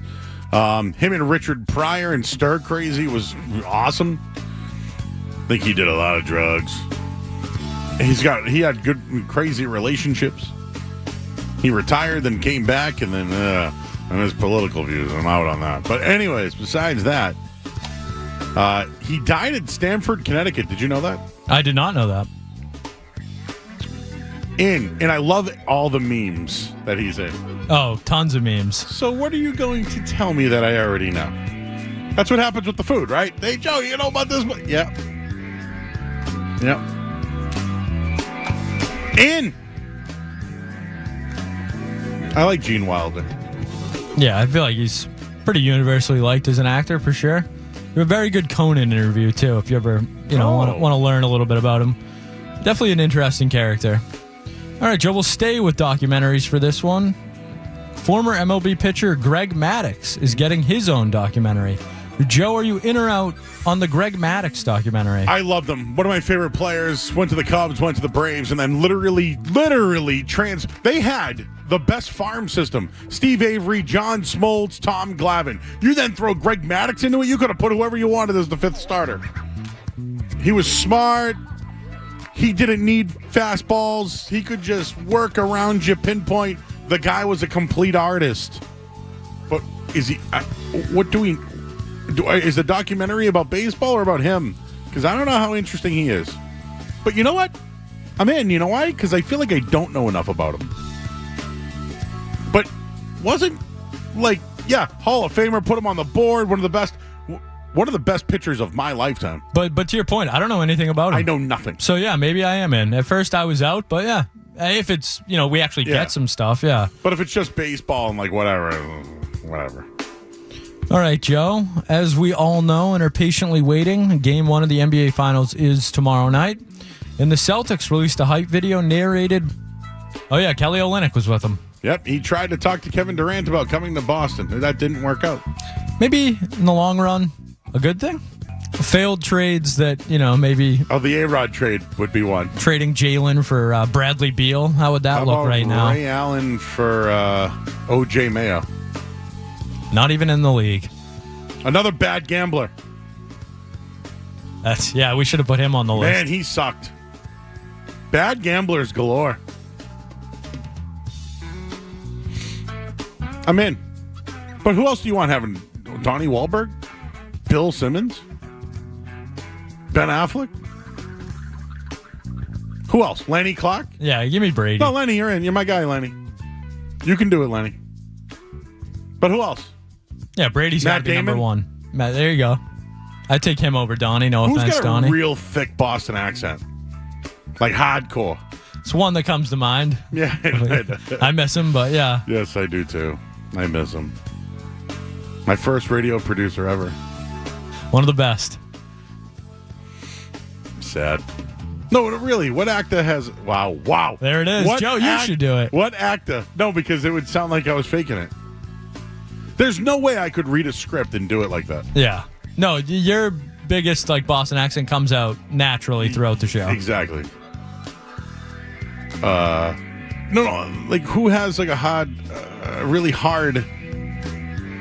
Oh, Rob Kelly? I like Rob Kelly.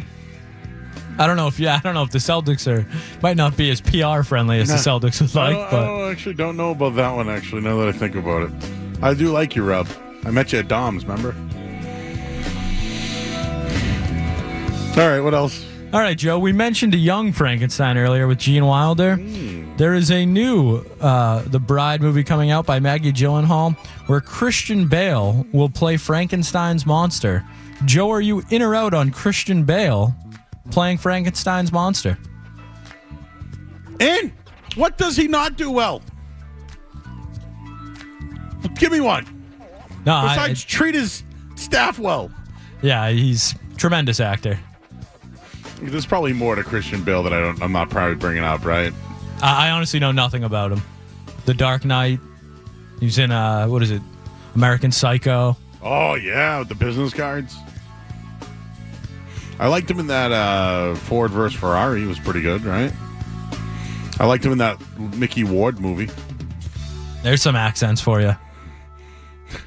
Charlene, MTV.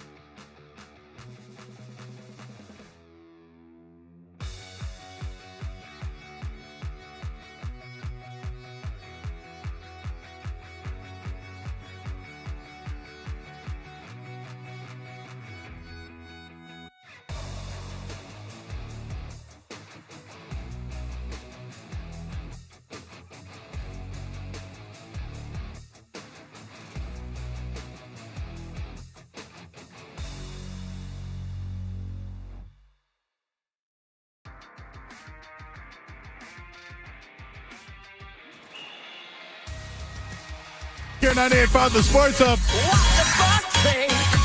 That's the Fox. Or what does the Fox say? Let's find out.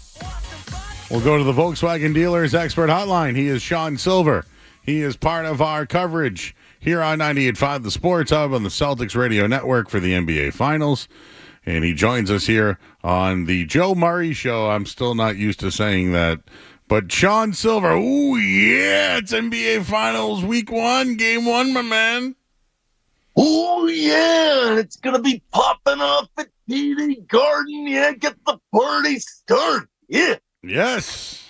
So, Sean, Dallas Mavericks, a team that wasn't good for a very long time. I remember they had Harper, right? Derek Harper. Derek Harper, Rolando Blackman. Yep.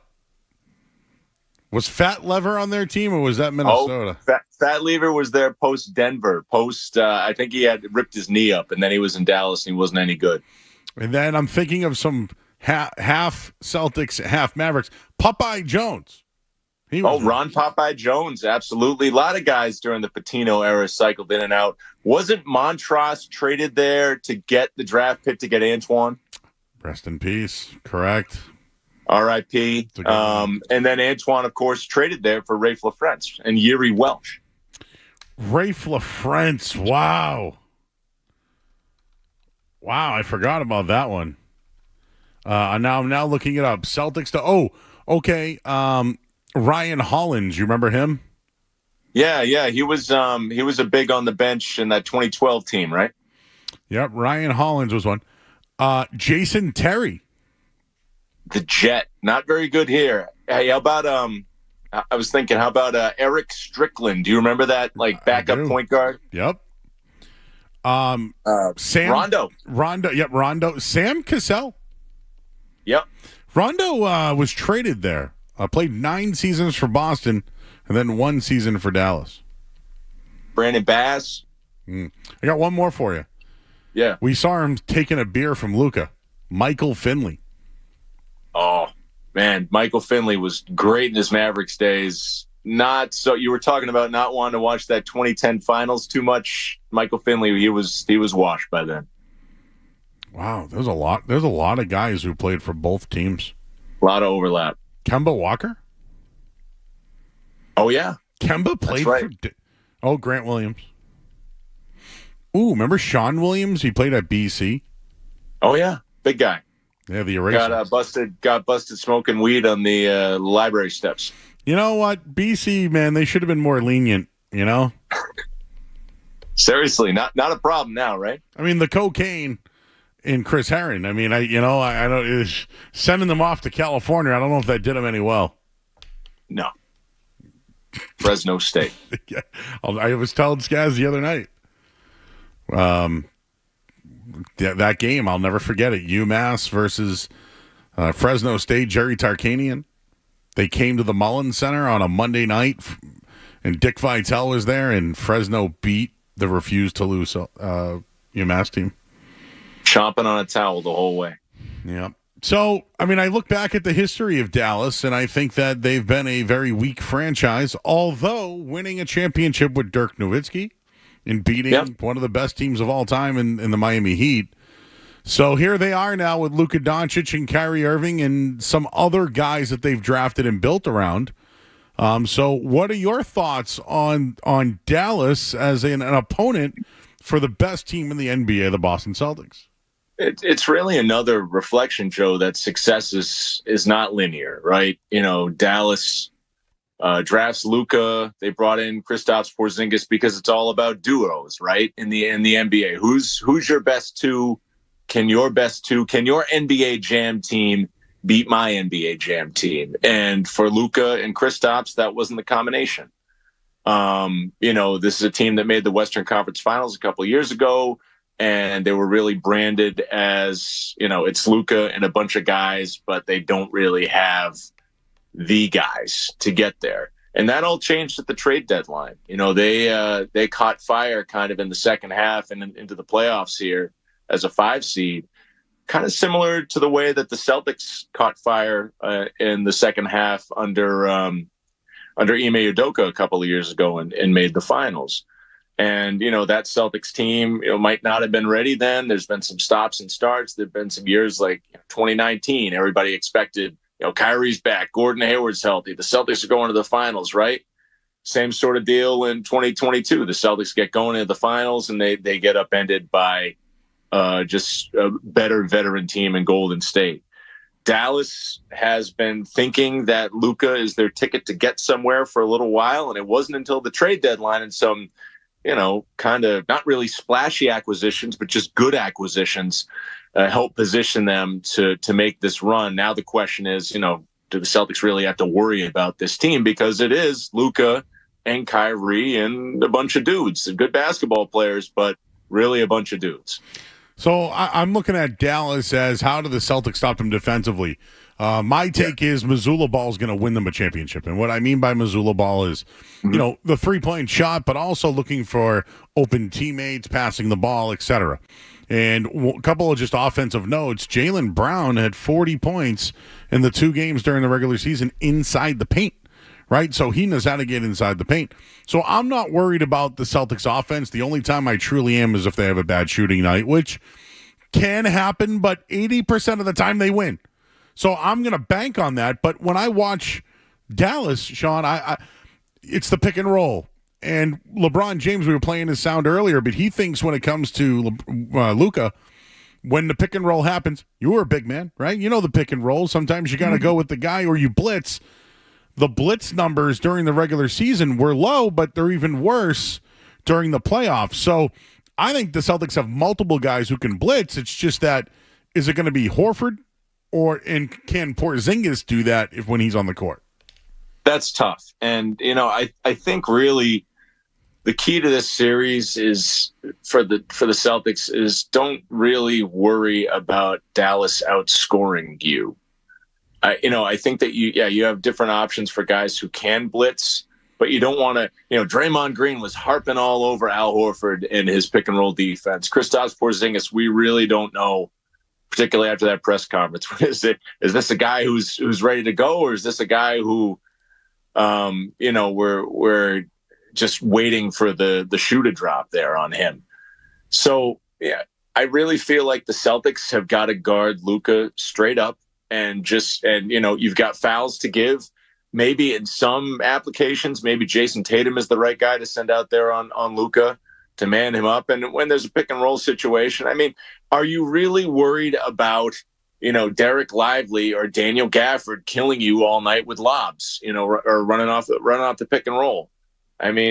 Conversely, I think this series is more about what the Celtics offense can do for you. I don't think the Mavericks are good enough defensively to stick up with them, even though they have these rim protectors. I think with the aggression of Jaylen Brown and some of the tools the Celtics have in their toolbox, they can get those springy big men like Lively and Gafford into foul trouble and really get them second-guessing themselves. Kyrie and Luka aren't going to stop you from scoring. So, if the Celtics offense is crisp, I think they got this series. All right, we're talking with Sean Sylver. He's a part of our Celtics coverage for the NBA Finals. You hear him this weekend. Are you on with Nick Cattles? Yeah, I'm doing Game 2 studio host, and then afterwards I'll be with Cattles till 1 a.m. So that'll be fun. I haven't worked with Nick in a few years. Obviously, respect what he brings to the table. So it'll be one of those late nights, Joe. The Joe Murray Show now. We've worked a lot of late nights at 98.5 The Sports Hub over the years, and what better for the NBA Finals, right? Well, this is your wheelhouse, bro. And you know what else is your wheelhouse? There is nobody who is like the game of Al Horford better than you. Right? He's your guy. You've defended him. You've been thick and thin. Even when he was listed as old, if anybody remembers that, when he was benched in Oklahoma City, they wrote like everyone's problems while they're not playing, and they just wrote old next to Horford. But I got some numbers for you, which you might like about Al. Yeah. This is Brian Barrett, our good friend over at The Ringer. Mm-hmm. In the 22 final, Al Horford played 17 games entering the finals and had 624 minutes. He's entering this final 14 games, 425 minutes. And the reason why I bring this up, when he has a wide open three, when the closest defender is about 6 feet away, he's shooting 42% from three. Do you know what the other bigs that they went up against in the playoffs, Dallas? Chet shot 3 of 12. Towns shot 3 of 13. Dude, that's a 20% difference. That's why I'm saying Missoula ball is going to win this series, and I think Horford needs to be on the floor more than Porzingis. Yeah, I mean, Al's, clearly got his niche, and it's, hey, Joe, you were an old school banger kind of player down low when you played. Guys who can clear the boards, guys who can execute basic post moves. That's my bread and butter basketball right there. Al Horford used to be that kind of guy. Now he's a guy who clearly fits very well into this system. I got to applaud the ability to adapt. I got to applaud the ability to be efficient, because that's really what it's all about. I mean, he's an analytics darling at this point of his career. And he's been a really effective part of what they can do. And yeah, Dallas is. Everyone says the Celtics had a weak road to the finals. Dallas beat some teams that were high seeds, regular season teams, but really seemed to be paper tigers when it was put on the line there. So we have two teams that perhaps you could say are untested, getting their biggest test of this playoffs in the finals against each other. And Al Horford's, again, this rest is just so valuable to what the Celtics are trying to accomplish. Obviously, getting Porzingis back on the floor and keeping Horford in mothballs so he can be at his freshest and best for the series. All right, Sean, do you have a prediction for the series, or is there an X factor? Do you think there's something we've missed? Is there a player that could stand out in this series? What do you got? What do you got in your foxhole over there? Well, I'd just be wary of, a game where Luka or Kyrie goes off. Obviously, Kyrie has the motivation to do so. Obviously, Luka is the kind of guy, be careful, because, he's going to be politicking the entire game. I didn't realize until I started really looking closely at Dallas Mavericks games. And I'm a League Pass guy, but, I usually watch it. And it's just kind of like, all right, Dallas is doing good. Look, Luka hit a 30-footer, right? But he politics all game. And when I thought that they were going to be an opponent for the Celtics, I was just like, oh my gosh, I'm going to wind up hating this guy. He's going to be working the refs. He could get some of your guys into foul trouble. He could stick Tatum on the bench early with 2 quick fouls if you let him. So there may be some games here where Dallas, just because those guys go bonkers, maybe they get one, or maybe because you get a guy in foul trouble. But again, X factor, hey, Porzingis would make it easier. I think Celtics in 6 is, it's maybe not the hottest take right here, but they should have enough to get by this team. I think that's a comfortable prediction to make. Just because, again, if you can neutralize Luka or Kyrie, you probably got it. I don't mean to seem overconfident, but the Celtics are the top seed for a reason for what they've done all season long. All right, Sean, I don't want to let you go, but without asking you, we had Sammy P on earlier, and he goes, hey, Sean does a great Marv Albert, and he thought you had somebody else, too. So can you give me like a, NBA Jam Marv Albert impersonation for us, or something that we could use Celtics Dallas heading into the final? No, it's funny because I was calling Sammy P's show in Chicago like over a decade ago. I've known Sam a long time. So my Marv is not as up to snuff as the Macho Man, but I'll give you my best try. All right, let's do it. The Joe Murray Show, 98.5 The Sports Hub. Marv Albert here, broadcasting to you sports fans nationwide. The Boston Celtics going for their 18th banner in the rafters. Joe Murray, your show is by far the greatest program in the history of 98.5 The Sports Hub. It is truly a facial on all other programs. Yes! Can I get a Jason Tatum from way downtown? Boom shakalaka. Jason Tatum from way downtown. Yes! And I need a boom shakalaka. That's Dick Vitale. Wait, Dick Vitale did boom shakalaka? I thought it was. Oh, the NBA Jam guy said boom shakalaka, but that was just. We don't need to get into He's on semantics fire. over. See that's not Marv. Who? So wait, the NBA Jam. Why am I confused? I thought Marv was an NBA Jam. That was a guy who was like ripping Dick Vitale. I'm pretty sure. Even though I don't think Dick Vitale said "boom shakalaka" either. Marv Albert, NBA Jam. I don't think it's Marv. With authority. With authority, Rick Smith. Oh my God! It was another man. It was another man.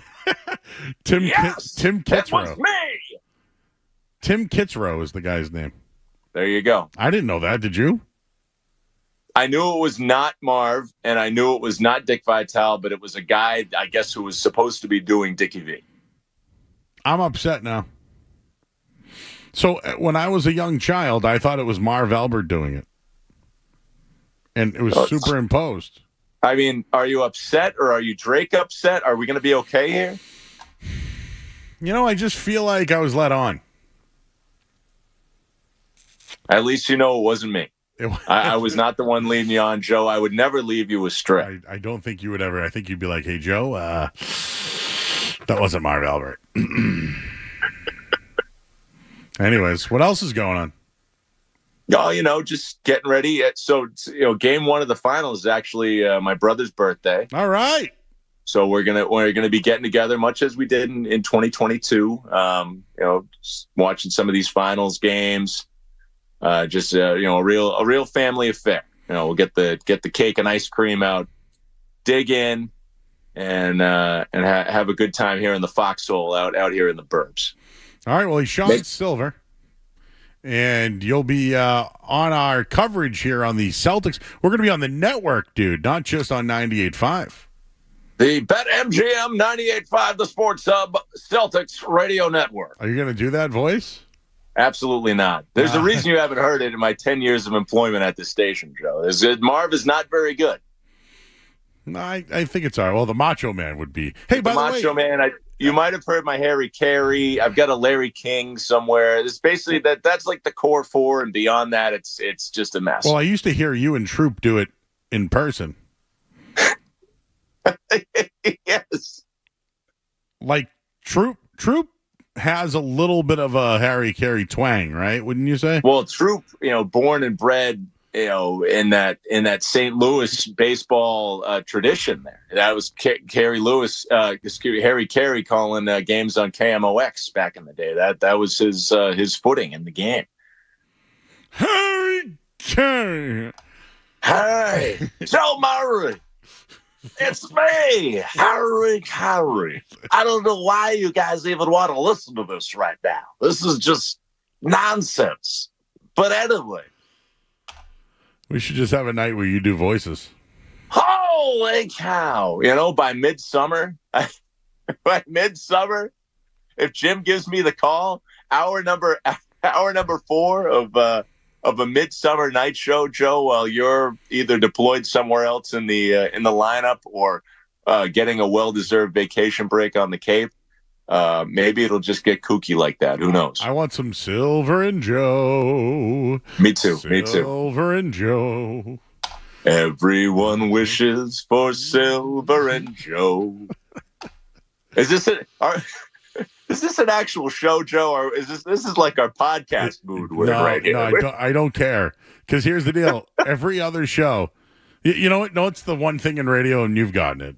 Oh, you guys want to sound like the other guys. This show doesn't sound like any other. Nope. Like I get that sometimes. Oh, I'm like, oh, really? Huh? Actually, it was funny. Some guy goes, hey, did you hear LeBron James talking about Joe Missoula today? And we literally just played the sound coming back from break. The selective hearing is like wild.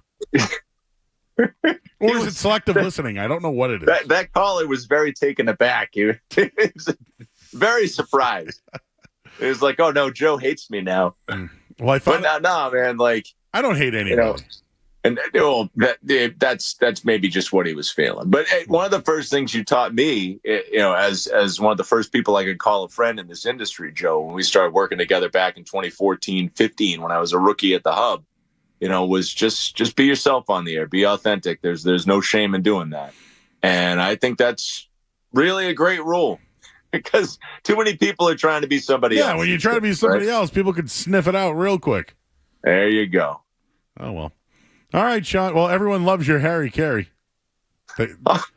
Someone, Einbein in chat says that your Harry Carey is better than Marv Albert. Yeah, the Marv Albert, that sets a very low bar. That sets a low bar, Joe. A really, really low bar. Have you? I haven't seen it yet, but have you seen the death of WCW yet?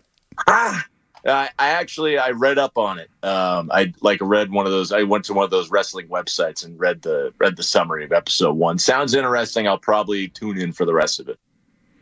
All right, man. Also, Joe, shout out podcast, Lapsed Fan. Good wrestling podcast. They deep dive stuff. I'm listening to.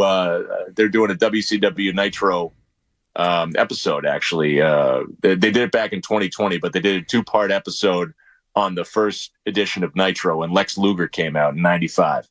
It's a good pod. I wanted to mention this. You were the Golden Child. Yeah. What did the Golden Child wear to the ring? The Golden Child was inspired by Randy. So there was a baby blue do-rag. That it was. Do you have a photo? Huh? Do you have a photo? Can you send it to me? There is video, Joe. There's a VHS cassette of my in-ring performance. I'll dig that out. I'll find the Golden Child. But baby blue do-rag, sunglasses. This is the early 2000s. This is so shirt or no shirt. Just a sleeveless tee. Okay, no nipples for triples. Okay. No, I mean, Joe, I'm 6'4", 200. I'm a skinny guy, so it's not. I'm not buffed out. Buff the stuff. Buffs the stuff. Buff has made a good comeback. Good for Buff. He got a dark side of the ring. He just won a championship, I saw. He did. He won NWA something. Yeah, something Billy Corgan did. But yeah, I don't know. I think I had the high socks. It was just what I'm a college student. It was just whatever I could find, hanging around in my closet that would constitute some sort of getup. But man, I went ham in there, rights and lefts, climbed the turnbuckle, pounded on some guy's head for the 10 count. It was quite the match, Joe. It was the glory days, and you can shut me up talking about a wrestling event that 300 people were at back in 2002. Doesn't matter. I want that ticket stub, and I'm going to send it to PSA and get it authenticated. Get it graded. Exactly. The Golden Child's debut. Do you know we went a whole interview without bringing up Kyrie Irving? It's fine. I've done personally, Joe, and no offense. I think I was texting with you maybe last week. I've kind of detoxed a little bit on this series. It's just I just want it to start. I want it to start, and I want to start breaking down what I'm seeing with my eyes. Because right now, talking about all this other stuff, I don't know, it's not doing it for me. I get it. Kyrie's comments the other day I thought were very interesting. Was that yesterday? Yep. The stuff he was talking about, it's oh, I've grown since then, but I'm a winner. And it's well, do you want us to judge us by your past or by your present? Because in the past, you won the NBA Finals with a 3-pointer, but you were also a jerk. So are we judging you now? Because I don't know, Joe. I don't want to wade into it. I hope the hate for him is healthy at TD Garden. There is nothing like cheering against a villain on the biggest stage, right? And but respectful, please. Let's show some class out here. None of this water bottle stuff. It's clear that Kyrie Irving has a very high opinion of himself. We don't need to do anything as Boston fans to make bring ourselves down into some sort of pissing match with Kyrie. It's just it's not needed. Just let the booze rain down and let the C's just beat the bag out of this team and get this series in 5 or 6 games. Eddie Jones on Twitter says that Sean Williams, the one we referenced, yeah, he is the half sibling of Myles Garrett. Really? That's a very interesting connection there. Go look that one up off the air. Who knew? All right, Sean. Sunday night, you and then Cattles and you post game on the Me, Celtics Cattles, Harry, and Randy. hopefully talking about a dub. Right. That's what it's all about. I love getting to do this stuff. I'm with the team, batting weekends and late nights on Celtics broadcasts all year long. So doing the finals is an honor and a privilege. So I know you'll do a great job, you and Cerrone, and looking forward to listening to you too. All righty, Sean Sylver, everybody check him out this weekend. Part of our Celtics coverage for the NBA Finals. Sean, great catching up, my man. Hey, take care, Joe. All right, he's Sean Sylver, everybody. Check him out this weekend. All right. We're late. We'll go to break. I'm Joe Murray here on the Sports Hub. Sports Hub headline.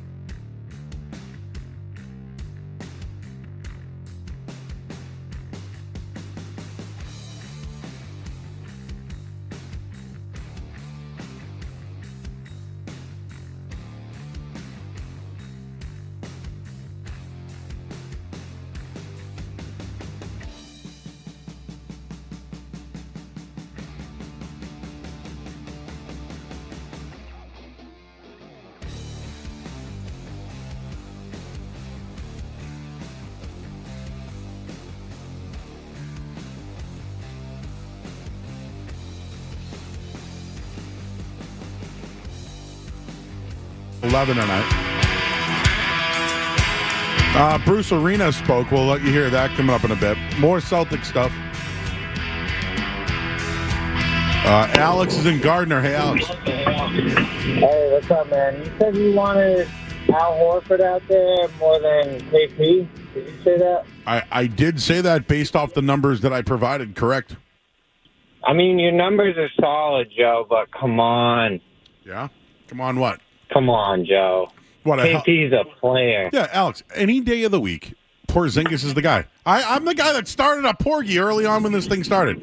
He's not right. Okay. Did you listen to his press conference? He's not right, bro. He's not right. It's a press conference. Okay. All right, That's Alex. crazy.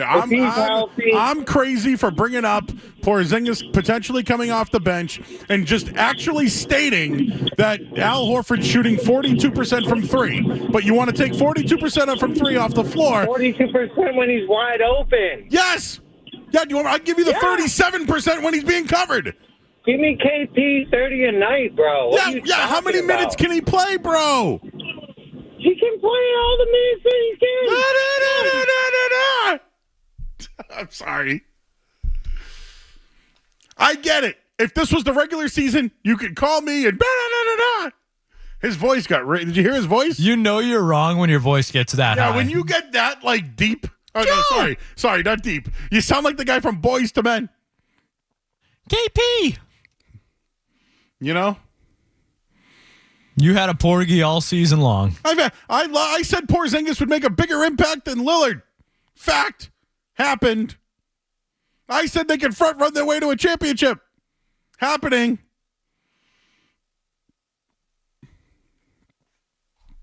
Prince Humperdinck, hello. Hi. Is this the Joe show?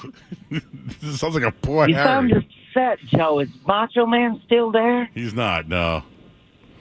Oh, that's a shame. I wanted to ask him about his time with the Reds. You sound like the old guy from Family Guy. Hi. This is a two-parter. If the moon was made of hot dogs, would you eat it? Sure. It's a simple question, Joe. Yeah, I would too. All right, I gotta go. Bye. Cubs win. Got it. Impersonations. I don't know. Out. Oh. Sean Sylver in.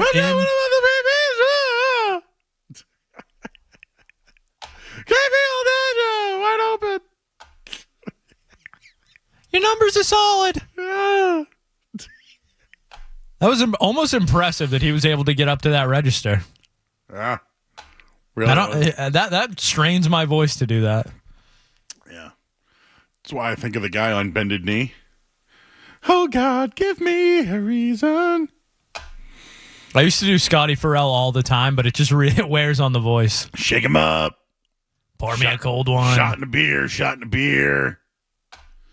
All right, well, we're late again. I'm sorry. It's NBA Finals week. It's Finals week. This hour of the sports has been brought to you by Valvoline. It's an oil change. Enjoy quick and convenient vehicle maintenance this month.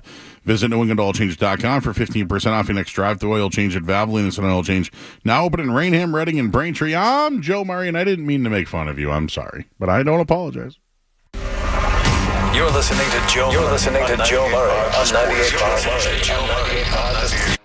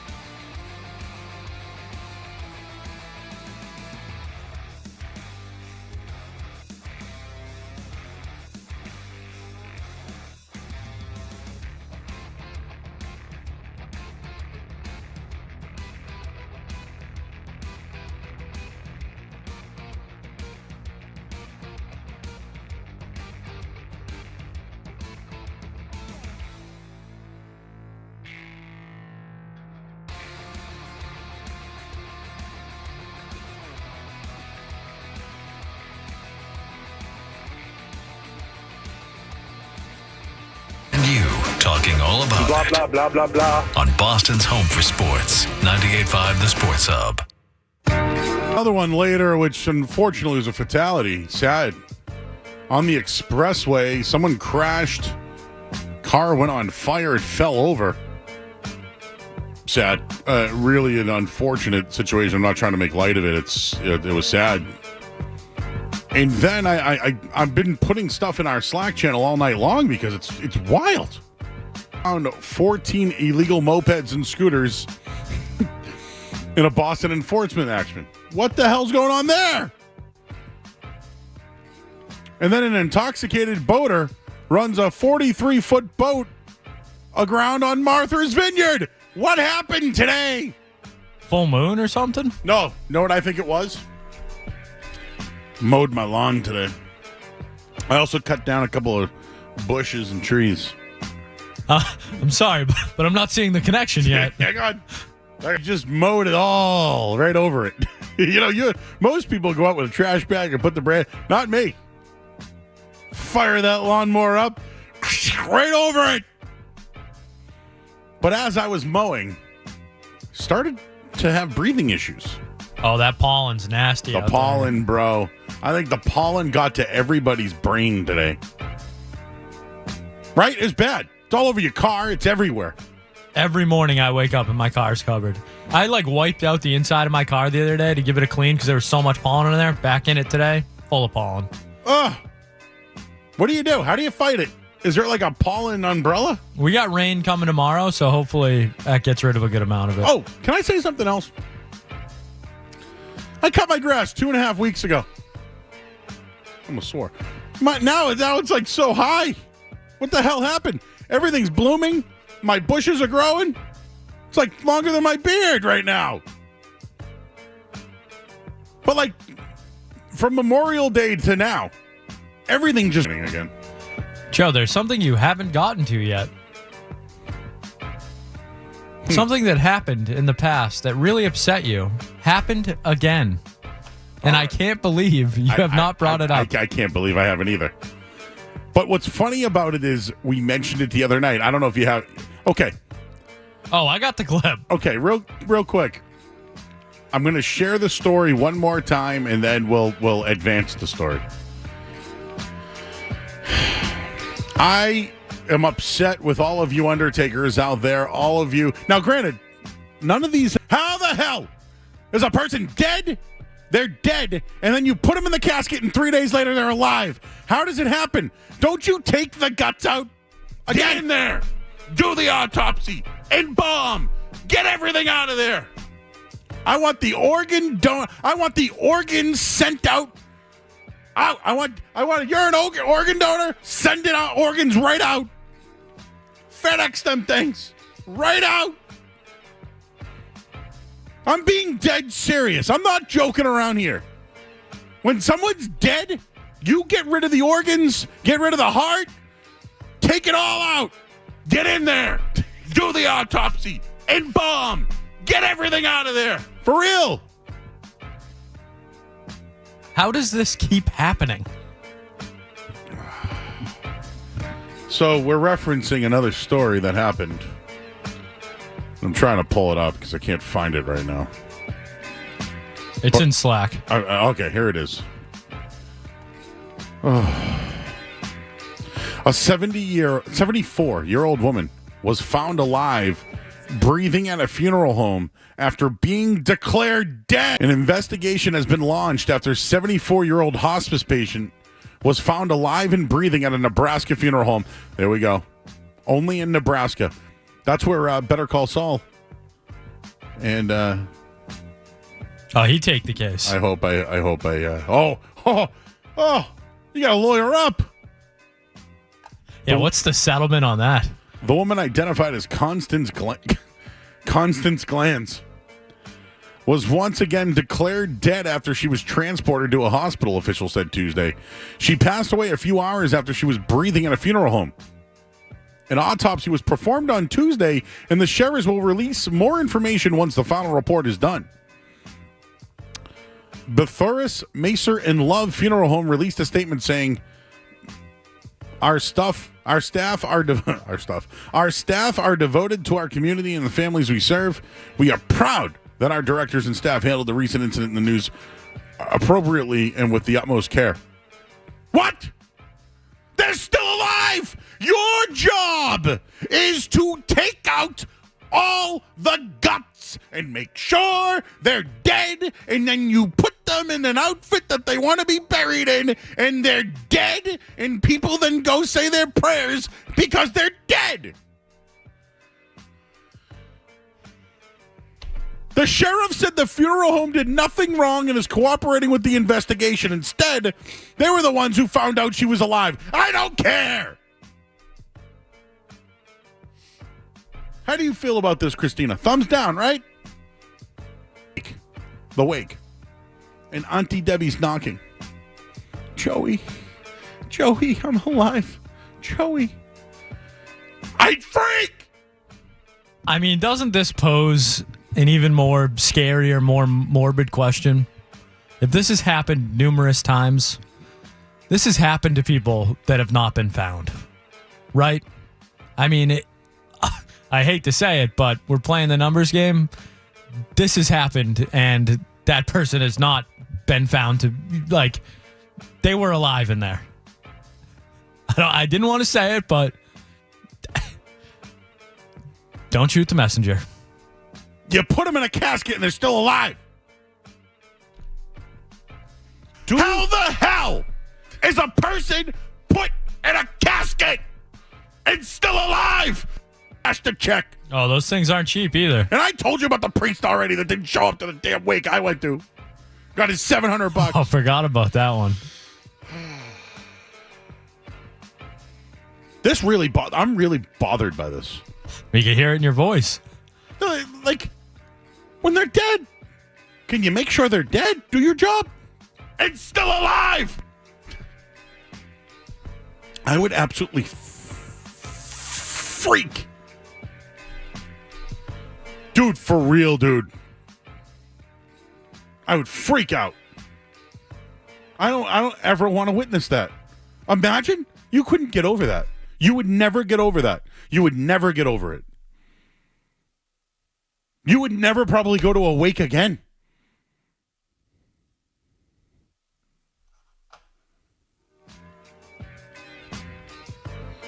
Oh, no. This guy's got a story of someone in the casket alive. Oh, no. Do we do it? Adam, what do you got? Joe, love the show, buddy. So it was about 20 years ago in Ashland, Mass. I know the guy that owns the funeral home, but the paramedics, called this lady at the scene, drowned in a tub, and the guy who owns the funeral home started hearing her gurgling and ended up living. They thanked the fire department and everybody that, that there's nobody to blame here. After 2 hours of being declared dead, she was found alive at the funeral home. Okay, so they did find her before the casket. I still don't care.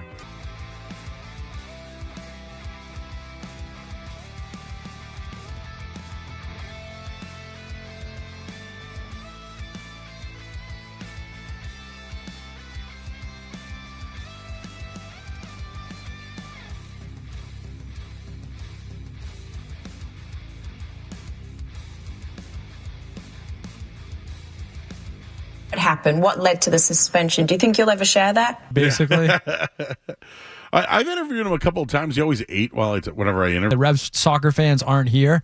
It's just wrong. It's not true. There are tons of soccer fans in New England that want to have a team to root for, are looking for a team to root for. There's a good club team in Rhode Island that has a good base. The Vermont Green are a new team that is starting to grow a base. And the Revolution had all this momentum with Arena. They were on the right track. They dismiss him. We saw the Celtics dismiss Udoka, but the Celtics, because they're a good team with good to great ownership in Wick Grossbeck, had a contingency plan. Joe Missoula became the guy. It seems to be working. We're fans of Missoula ball.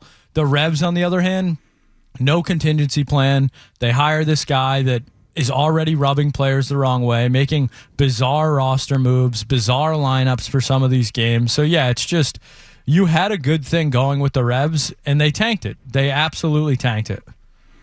They tanked it. We don't know what's going on. All the fans are left hanging dry.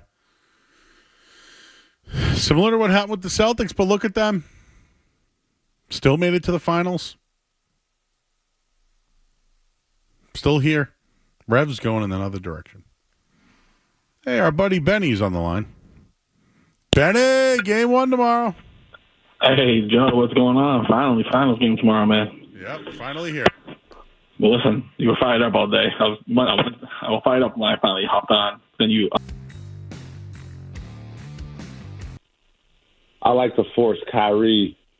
I like to force him left, and show a bunch of help. But when you got Luka Doncic out there right next to him, it's kind of hard. So I kind of show him early bodies. Maybe switch everything, make him go get layups. Maybe try to send everything to the rim. Depend on my rim protection. Depend on my. And now it's Dallas, and we're not going to discredit Luka and Kyrie. They're all world players, but they are a 5 seed. They are offensively deficient compared to some of the other teams in the playoffs. Do you think there's almost all right, this really is our time. We go out there, we play our game, we're NBA champs? I do. And I don't forget what Sammy P said when we talked to him. When this thing started, the matchup, Celtics-Mavs, the Celtics were minus 400. Now that it's all said and done and the series starts, they're minus 200, 210. Where's the real value on it? It's the Celtics. I'm not looking past that one, man. I've been on it the whole time. I'm sticking with it, Celtics in 5. Paul, how you doing, Paul? Hey, what's up? How's it going? I'm good. Yeah, how's your leg tonight? It's all right. So normally I call about stupid stuff like my leg or your hat or something, but I just want to say let's talk a little Celtics. Yeah, I agree. Celtics at 5. I'm really in on this team. I love them. I've been a Celtics fan since the late 70s, and I like this team a lot. I think they're going to do well. I do too. I got them in 5, and I think they're going to win game 1, and I have them winning the first quarter by 2.5 points. Oh, yeah. Again, I'm not a gambler, but okay. Hey, did you hear the story? Anyway. Did you hear the story we said the other night about the guy that was on a Zoom call, but he got he had a suspended license, but was still driving? That means that they thought he had a suspended license. Don't answer a Zoom call while driving. I don't care what it's for. So he showed up to get arrested. Called in.